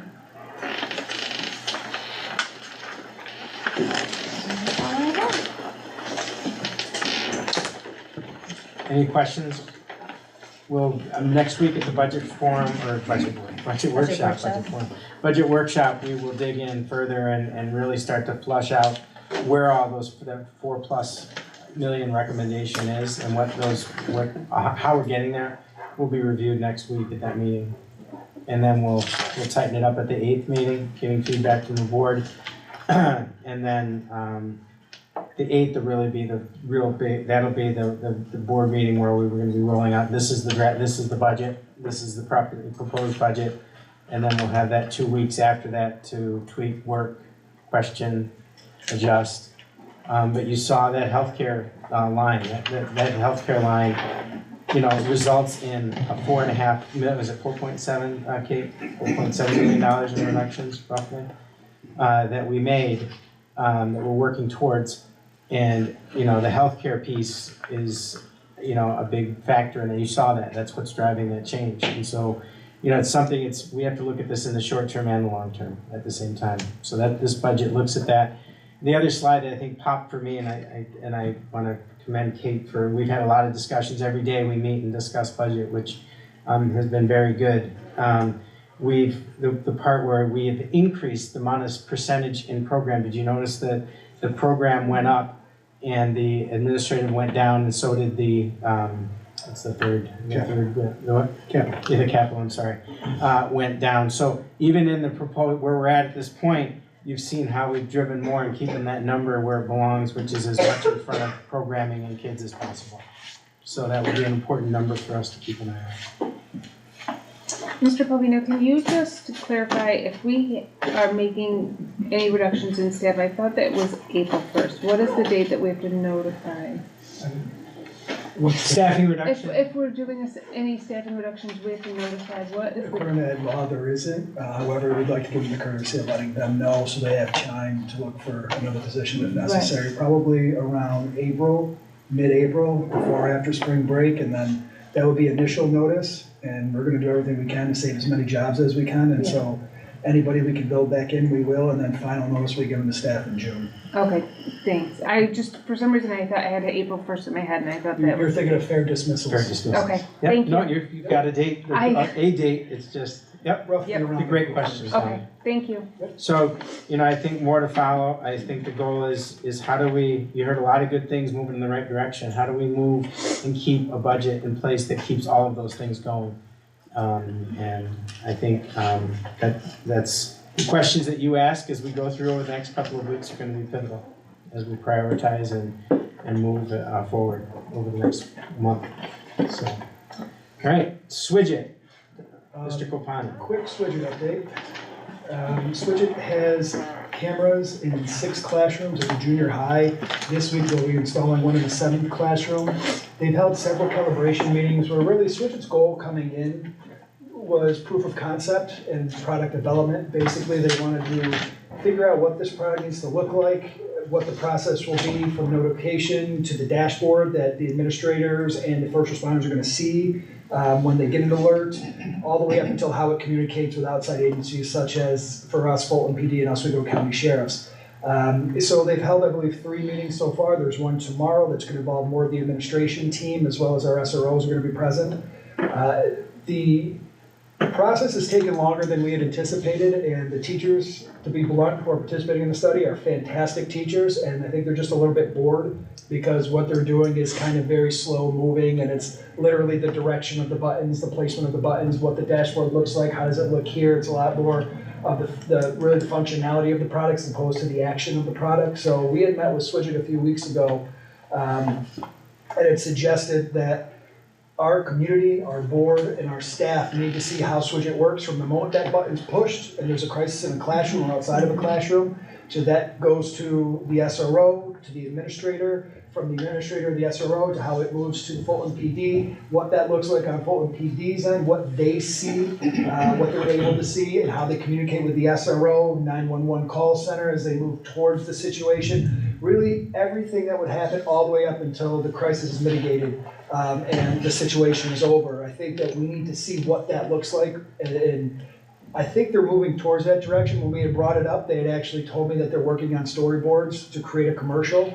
And so I had met with their director of marketing last week, and she was very gracious in taking my feedback, and we were able to kind of redesign that commercial to be more front-loaded with the action as opposed to the product description, which I think is going to kind of grab people and give them an idea of how Swidget works before we tell them what it works, what it does. And so we plan on hopefully running some actual tests come spring break when students are not in the building, just as far as engaging that button and then working through the dashboard, which tomorrow they're going to be working with the dashboard again to see how that communication will work and how it's going to be routed. And what I'm thinking is we have a program called Zero Eyes that we use in the district. And Zero Eyes actually owns, we have 2 licenses, one for Fulton PD and one for Oswego County Sheriffs. So when Zero Eyes is alerted that there's a brandished weapon or something that looks like a brandished weapon outside one of our buildings, now Fulton PD gets that notification as soon as an administrator or SRO.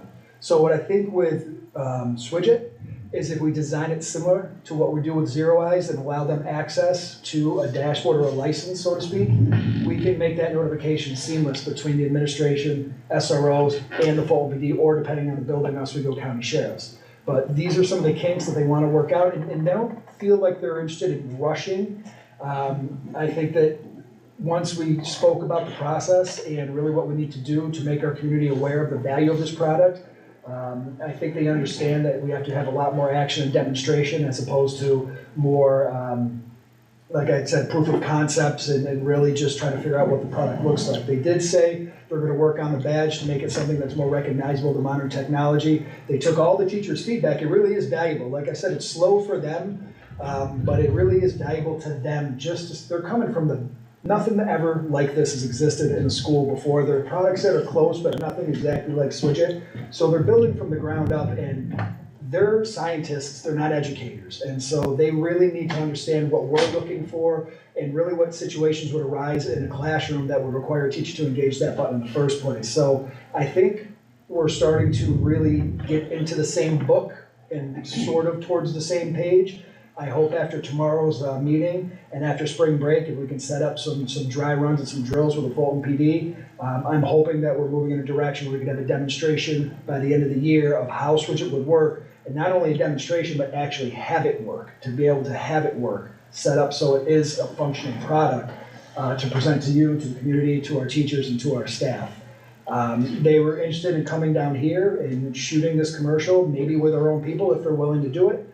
But they seem fully invested. They brought on the name for the lady who spoke at SUNY Oswego that we went to see a couple years ago. Yeah. She is now a spokeswoman for Switch It, and they, from what I've been told, bringing on investors.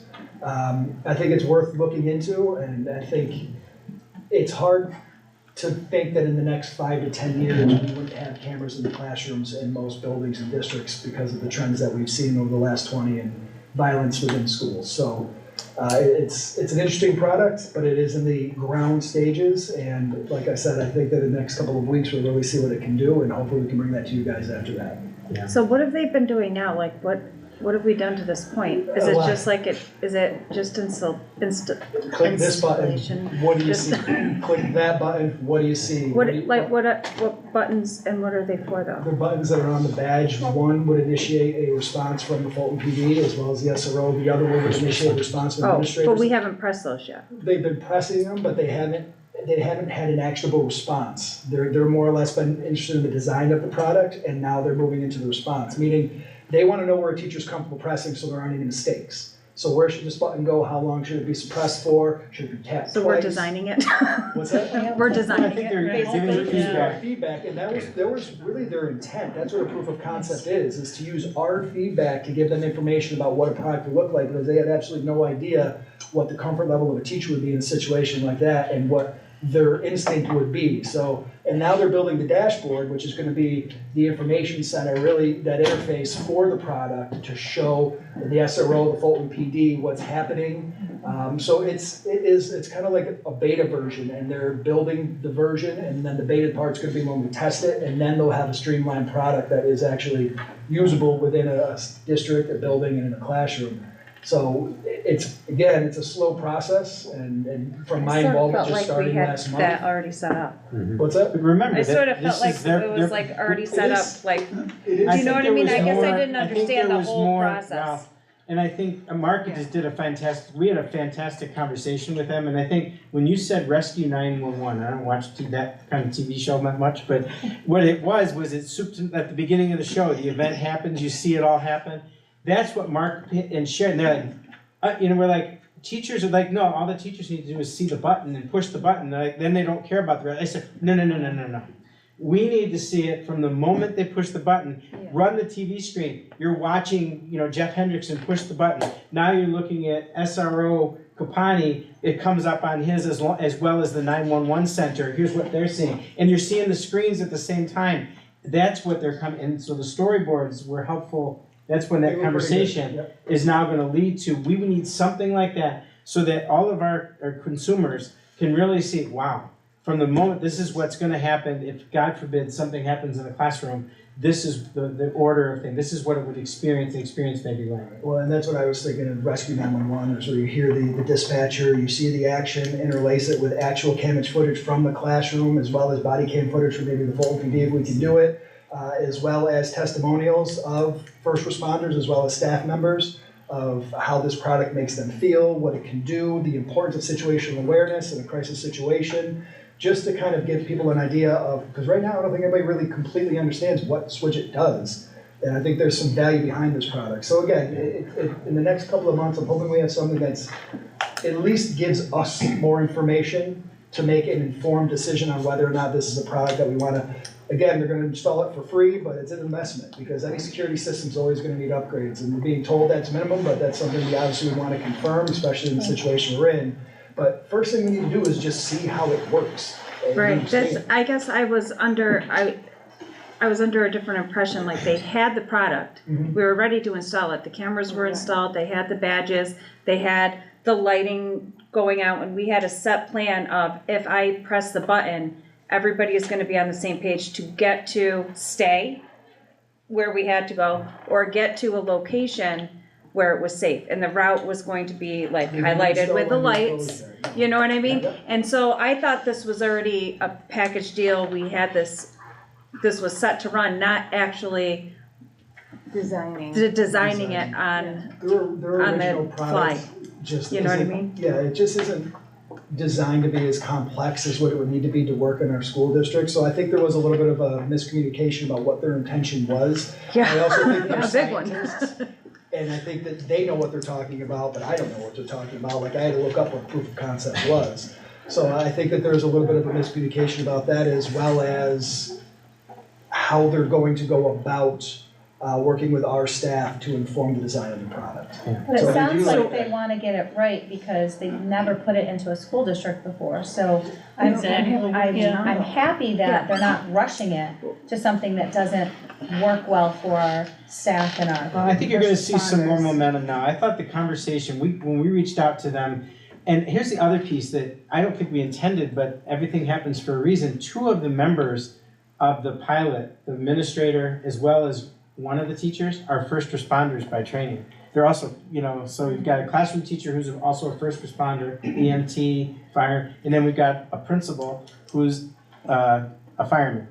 And so it's interesting to have 2 members of the set of the participants. That's really helpful as well on boots on the ground as well. So I don't disagree. I was surprised we weren't further along as well.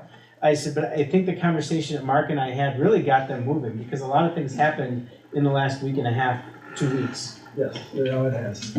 Yeah. I'll update you guys when I have with them, because I think they needed to get a better concept of what educators we need. We're needing it in a lot of ways. We need to see how things work and how is that experience going to be. Because you have to think about it, if I have a 2nd grader in my classroom, how I need to understand this. So I have an idea of what's happening so I can assure the kids But it we're sounds safe. like it's not Right. It'll get there. But so I know, what are we focusing on for safety like right now? Is there like a miscommunication of what expectations are? Because, right, we used to say like, yeah, no, but I mean, this is like a huge, this is a huge thing, like a huge security thing and huge safety concerns. And I guess I'm just confused and the route we're going. Security feature this year. They don't even have enough equipment to install in the district. But I know that I didn't know that. Maybe I didn't understand it completely. We still have zero eyes. We still have SROs in every building now. We have a lot of security. I was definitely, I missed a big chunk of that. It's a pilot. It's really just the design, the testing, and then hopefully the implementation if we so choose. I just wanted to, so let me just clarify. So from what I understand, our staff does not even have the buttons to push. They've looked at them at training, but they don't have them. They don't carry them in the classroom right now. No. Right. They don't have a digital interface to hook up to the cameras. That's really what the chunk of their meetings have been, is to create that dashboard. So it's something that's intuitive for first responders, administrators, or anybody else who's going to be viewing it. So and I don't know because I just hopped on the Swidget thing, but it sounds a lot like that's really the bulk of their work is being done is creating that digital interface that's going to be, like I said, useful and helpful, and it's going to help route information between first responders and between the SRO And I'm not a scientist, so I can't give you the details of how that's coming along. The last training that I was at, they do have a concept. They can push a button. It's not doing anything yet. They're looking for the teachers, the people who are involved. What size does this need to be? Where's the placement of the buttons that are more comfortable for you, that won't be inadvertently pushed?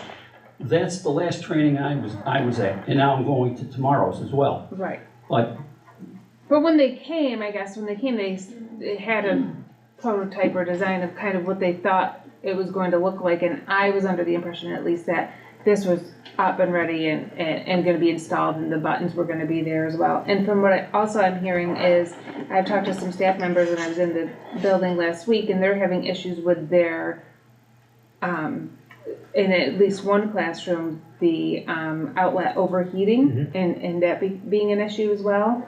And then I'm hearing, and I just want clarification, you don't have to have it now, but the lighting and the things like that they also discussed is not included in the, free to the district. They That did would be say an additional that, cost. they did say that in October, were they with us in October? When they did the first initial, they did say that would be something that we would look at later down the line. That's not part of their. Right, I just wanted to make sure we're clear when we're talking about the lighting. Which is why I think we pulled up, and I think it was good that we had that meeting with their team. And I had two, and one of the reasons why I learned a lot was one of the teachers, actually two of the teachers, we had some flagpole discussions. We were in the morning, I'm out there greeting kids, the teachers are walking. We had some great conversations, which gave us great questions to Mark and I to take them when we met with Swidget. So we actually debriefed by the pole out there one morning. And then after student-led conferences the other night, I was over there and I met with those same two teachers again, which was last Thursday night. We had some more discussion, came back, talked to Mark, and so we're getting some really good feedback, because they're thinking about what, it's not that it won't, it's that here's what would make it better, this is what we need to have, here's what they're looking for. And I think that's been really important too. That's been real open and honest conversations. And the one teacher puts his EMT hat on when he has the conversation too, which is a really rich conversation from a first responder's point of view as well as an educator. And let me see one more question on that. Flew out, sorry. I don't know. It'll come back. It'll come back, I'm sure. Just send them. Yeah. Well, I think where the pilot, where the miscommunication was, because I thought the same thing. Pilot, it's all set, let's try it, we haven't used it before, let's try it here. And then after I've had conversations with you, now I understand, like he said, there's scientists that they have an idea. They put their idea into something, and then they bring it to us as a school, and they wanna know, okay, what's going to work for us, and the bottom line is, I know it's kind of a scary thing, but this is the way of the world, this is where our world is heading, and anything, in my opinion, anything we can use to keep our kids safe, that's important. Well, I will say that we're the only district in the country that is part of this pilot program. It's a brand new product. They're not charging us to use it. They've told us that it's installed in the district for free.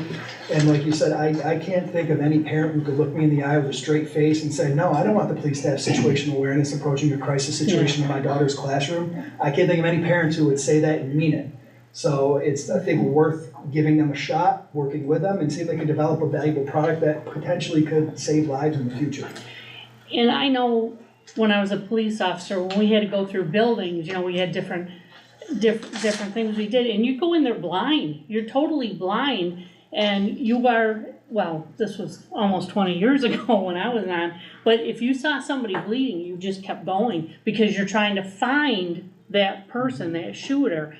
And with this to me, if it runs the way it's supposed to, is invaluable to know exactly where this person is. Police officer would tell you, and then just like police officer would tell you when body cams first came out, they were adamantly against them, and now they say it's the best thing that's ever happened to them. Yeah. So it's just again, we're the only district in the entire country working with a product like this. So I think we need to bear with it and be open-minded to what they do. I would just assume, or just prefer taking the time to get it right. Yeah, agreed. Sorry, I remembered my two questions. So the ones that are installed in the classroom, are those currently live streaming or are those not functioning right now? Okay, and then my other question is. No, answer, right?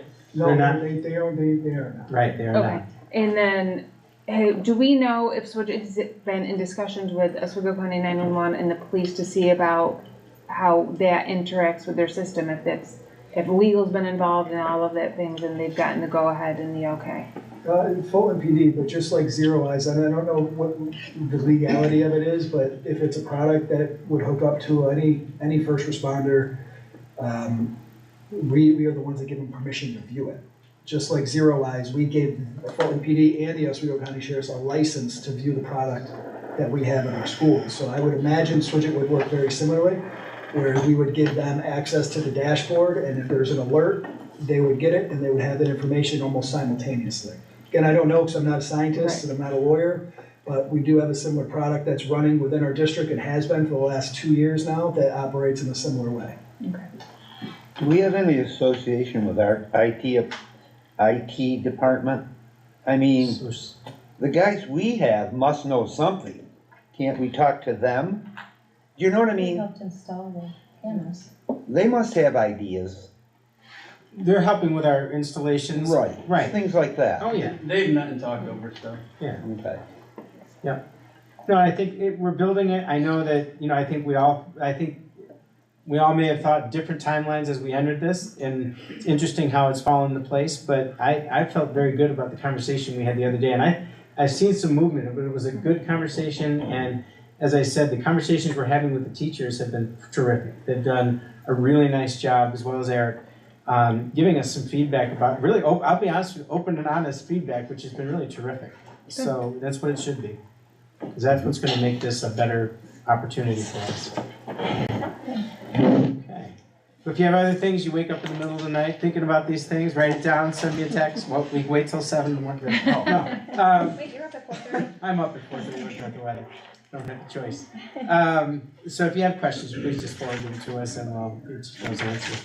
And that's the conclusion of the superintendent's report. It was a bit longer this evening, but thank you. And I think it was just great seeing our kids tonight. I just can't thank their families enough for being here this evening and our staff as well. So thank you. Right, moving on to our finance section, action 4.01, accept the financials. Move it. Second. All those in favor? Aye. Opposed? Abstaining? Passes 700.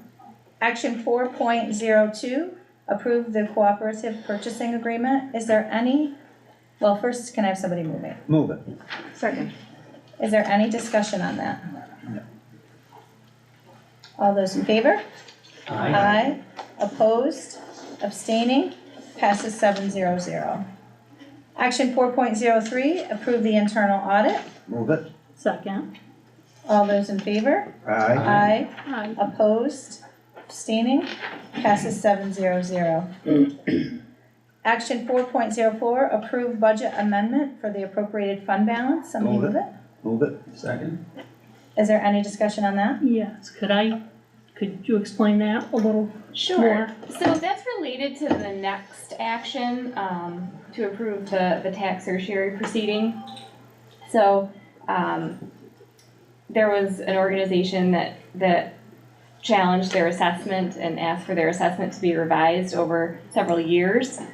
So our attorneys reviewed it and, along with their attorneys, came to a settlement, which is the $3,643.99 in the action 4.04.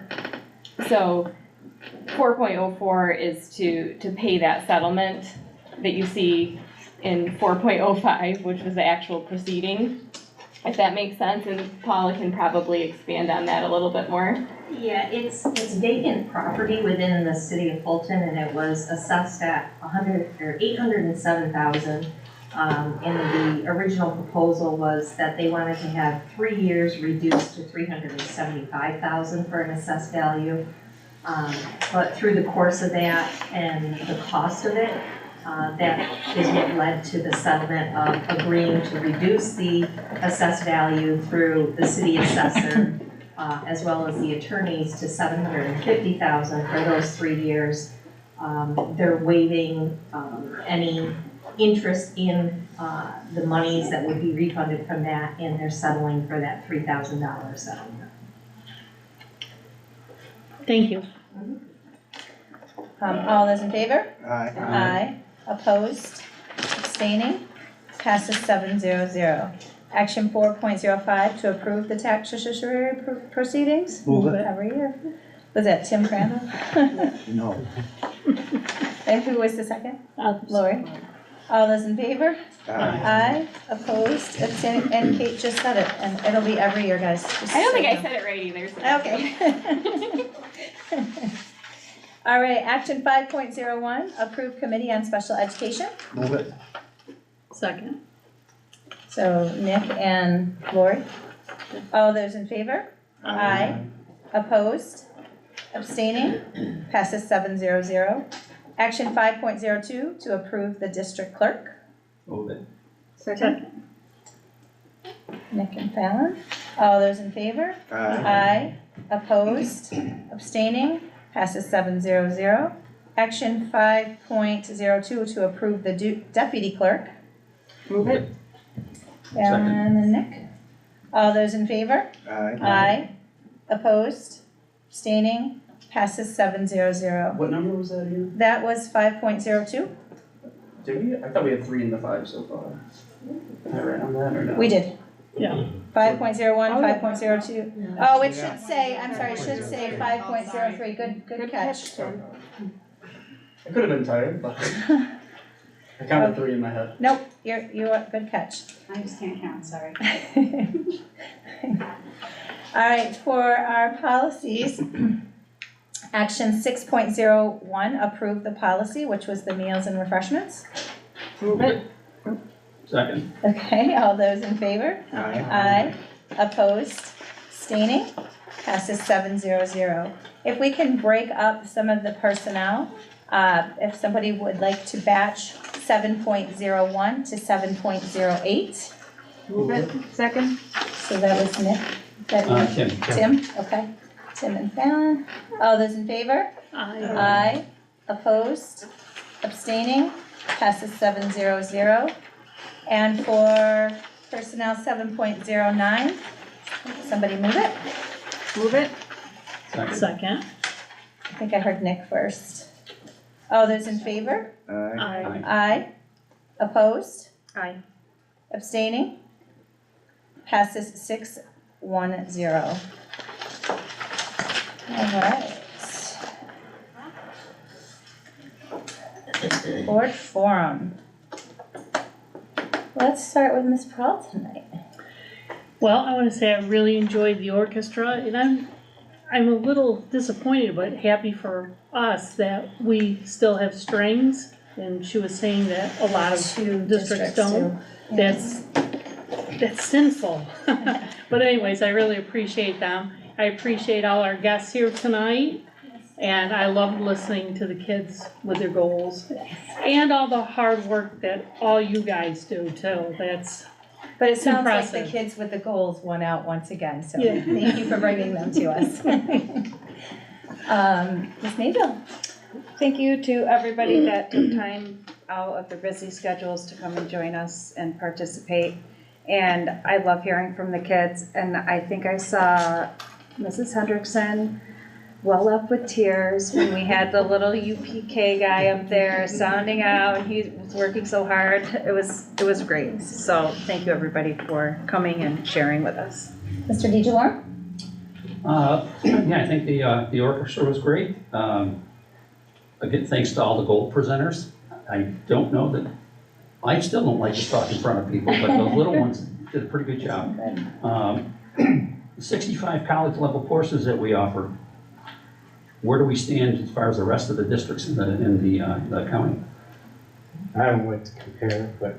If we were to I would compare, say we would say no one is even toward the close. top. We are not saying that on the record. We can get that data. And not only that, but we also have, apprenticeship programs for those who want to go into the workforce, correct? We have kids going on internships, our early college, high school, obviously, many opportunities for mentorships and internships, so. Yeah, Also we have P-TECH? P-TECH. Yep. Thank you to the Hendricksons for your presentations on strategic coherence plan. Mrs. Hooper, always good to hear the budget, and Thanks for saying. Always. trying to stay on top of it. And Mr. Capani, appreciate the update on Switch It.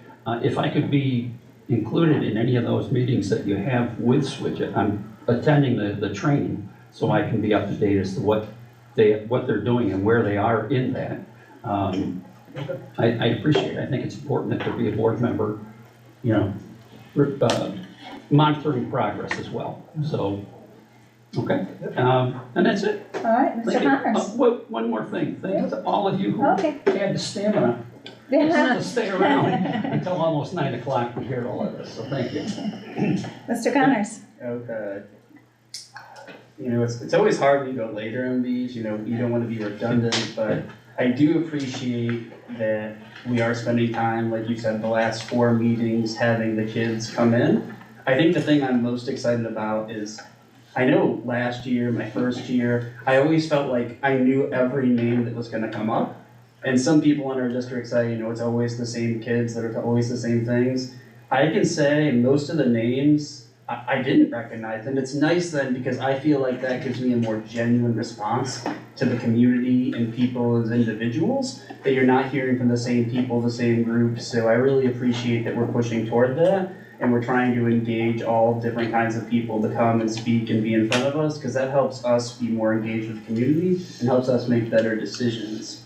I'd also like to say I appreciate everyone taking the time to really go with Kate today. We did a phone call and just going through all the data, all the things, making sure everything is, you know, understandable. I figure if I can understand it, I think everyone else can understand it. So I'm glad we're taking the time going through and doing that and not overlooking certain things just because it's easier to not do, but because it's important that we do our best to give the most to our kids and our community. And I think if I were gonna top it off at the end, it would just be, I really like seeing where things are going. I know, fellow board members, I know you're excited. I'm gonna be running again because I think it is important that when you're in motion, you're doing well, that you keep pushing and you stay on and you don't disrupt things. So I look forward to hopefully working with you all more and helping bring this success to our students and continue on that path. All right, Mrs. Hutchinson. I agree with everything my colleagues said. Thank you for your presentations, and that's it. All right, thank you. Well, I'll just end it with a ditto. Well, right, we love that. I'm very sad that Ms. Cunningham Santina had to leave us this evening. I don't know if you got the opportunity to go and see Cinderella, but she was the fairy godmother, and she was amazing. So, you know, here we always thought she was our little soccer player, and she played lacrosse, but she has some serious talent up there on that stage as well. So I hope when she's with us next week and we don't run over, or next meeting, you know, she can kind of share her experience with that. Everybody did a great job, as always, the Quirk players, I just in wow with every production that comes. Such an incredible talent that those kids had up there on stage, and I know that they had a lot of snow days. There was a lot of sickness that ran through the Quirks players, and yet they still pulled off an incredible performance. So that was fantastic. Music in Our Schools Month. I'm hoping to hit up some concerts next week. I know it's been a little tough for me to get there earlier this month, but I did what you said, Lori, to have the strings, and I mean, I was a band, you know, participant when I was in school, but to have strings available for those students who are interested in the strings, it's just phenomenal, and I'm so blessed that we still have all these great programs for our students. And we have an all-state. That's what I wanted to share too. Chris So Rodriguez. please remind me his name? Chris Rodriguez. Chris Rodriguez. He was able to go to the area conference for our state. I know that we have sent a few in a few, you know, over the course of the last few decades, but it's rare that we get to have a representative from our district, and how wonderful that he could be there for that, you know, representing Fulton and for his talent. I mean, He was fun to watch. He was, like, yes, into it. right? Yeah. They did a fantastic job, and I'm so proud that we had somebody at that high level for our students. So that was great. Family Fun Day. If I don't know who got to the opportunity to go, but I did end up going towards the tail end. I think that you were there, Mr. Crandall, and I didn't really run into anybody except for our students. It was great to see them running around, engaging with the dragon that was running around. They had the games and all the different booths. It was really so energetic, and I appreciate all that you and your team do. I mean, they had the mammogram station out there and the fire trucks and stuff when I first arrived, and you know, I got to listen and hear about how many of our UPK and kindergartens, and you guys have some ideas for how you want to be able to bring in more. It was just wonderful overall to be able to interact with the community. So that was a great opportunity. So thank you so much for all that you and your team have done on that. Appreciate it. And with that, I think we are going to move into a second public forum if anybody is interested. It still has the, no? All right, before we hit executive session. Oh, do we have a friend? Oh, yes, please come. I wasn't sure. I wasn't sure if you were gonna ask us. Oh, absolutely, Engage yes. in any of the conversation. Yes. It's my first meeting coming. My name's Jessica O'Brien. And this widget sounds really interesting. It seems like it's a company that has done like home security. Yes. And they're getting into school security. Do you know, like, the school district is giving a lot of time and a lot of energy and a lot of great information that the company needs. And you're gonna obviously get a free system, but have you talked about what the costs of upkeeping the system would be? And also, if you would be able to, as a school district, be able to get money back on future profits, because by you saying yes, other school districts are gonna say yes. And it's a lot of time for us to. Well, just to be clear, this is not something that the district can just say yes to. Staff members also have to agree because it involves their classrooms, it involves them having to wear the product, maintain the product. But I never thought about asking for money for being the first district. Yeah, can you 1% of whatever? But, and it's. Also, they're not just home. They do They businesses as well. deal with companies, and if I'm not mistaken, the last time I spoke with Lowell, I think they have something to do with NASA as well. So they obviously have been successful, but we can make them more successful, and we should get some money back for that. No, I completely agree. Thank you. That's an excellent point. That's it. No, that's great. Anybody else interested in a second public forum? All right, before we move into executive session, we have to do it. Mrs. Perry. I just don't let them know. I knew it was coming. Mrs. Perry. Not bad, more talking. More talking. I'll stay all night. We will be talking about you. I know you're leaving us in good hands with Desiree. Yes, for sure. She's been fantastic. For sure. But you have been keeping us going I've been on for 8 years. I know Tim's been on for a while, so he's had you I haven't had it for 12 years though. Yes. And we are going to miss you greatly. And I will miss you, sort of.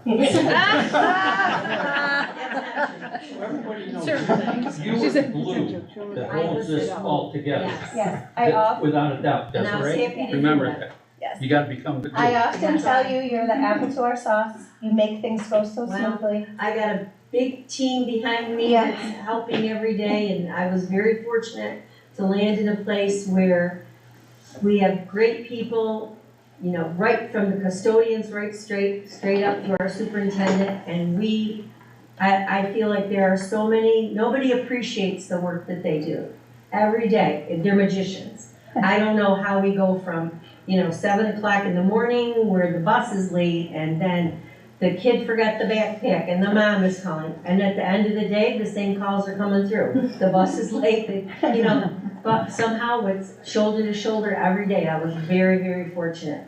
And I very much appreciate all their hard work every day. So with that, Mr. DeJalorme, would you like to? Sure. The Board of Education, we want to send our appreciation to you, just to share our love with you. Oh, and very wish nice. you a wonderful retirement. Thank you Except for we'll very see you much. at Oh my budget gosh, all my season, right, or at favorites. voting season. Yes, my favorite. Thank you very much. Ask her what your I favorites were. appreciate it. It's beautiful. That's beautiful. Thank you very much. I appreciate it. All your hard work.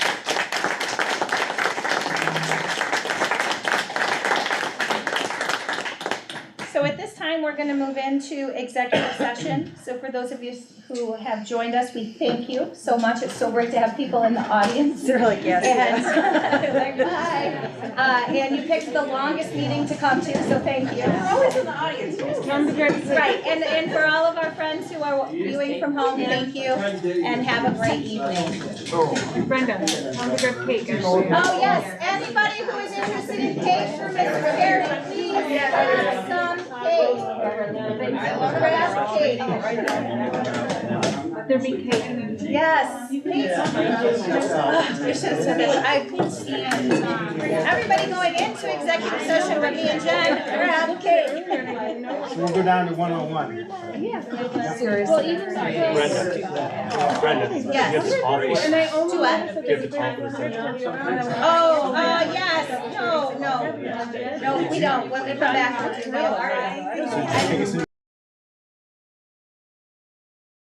Full board, but somebody wanna move the executive session? Move it. Second. So. Jen and Lori. You got 4, so you got a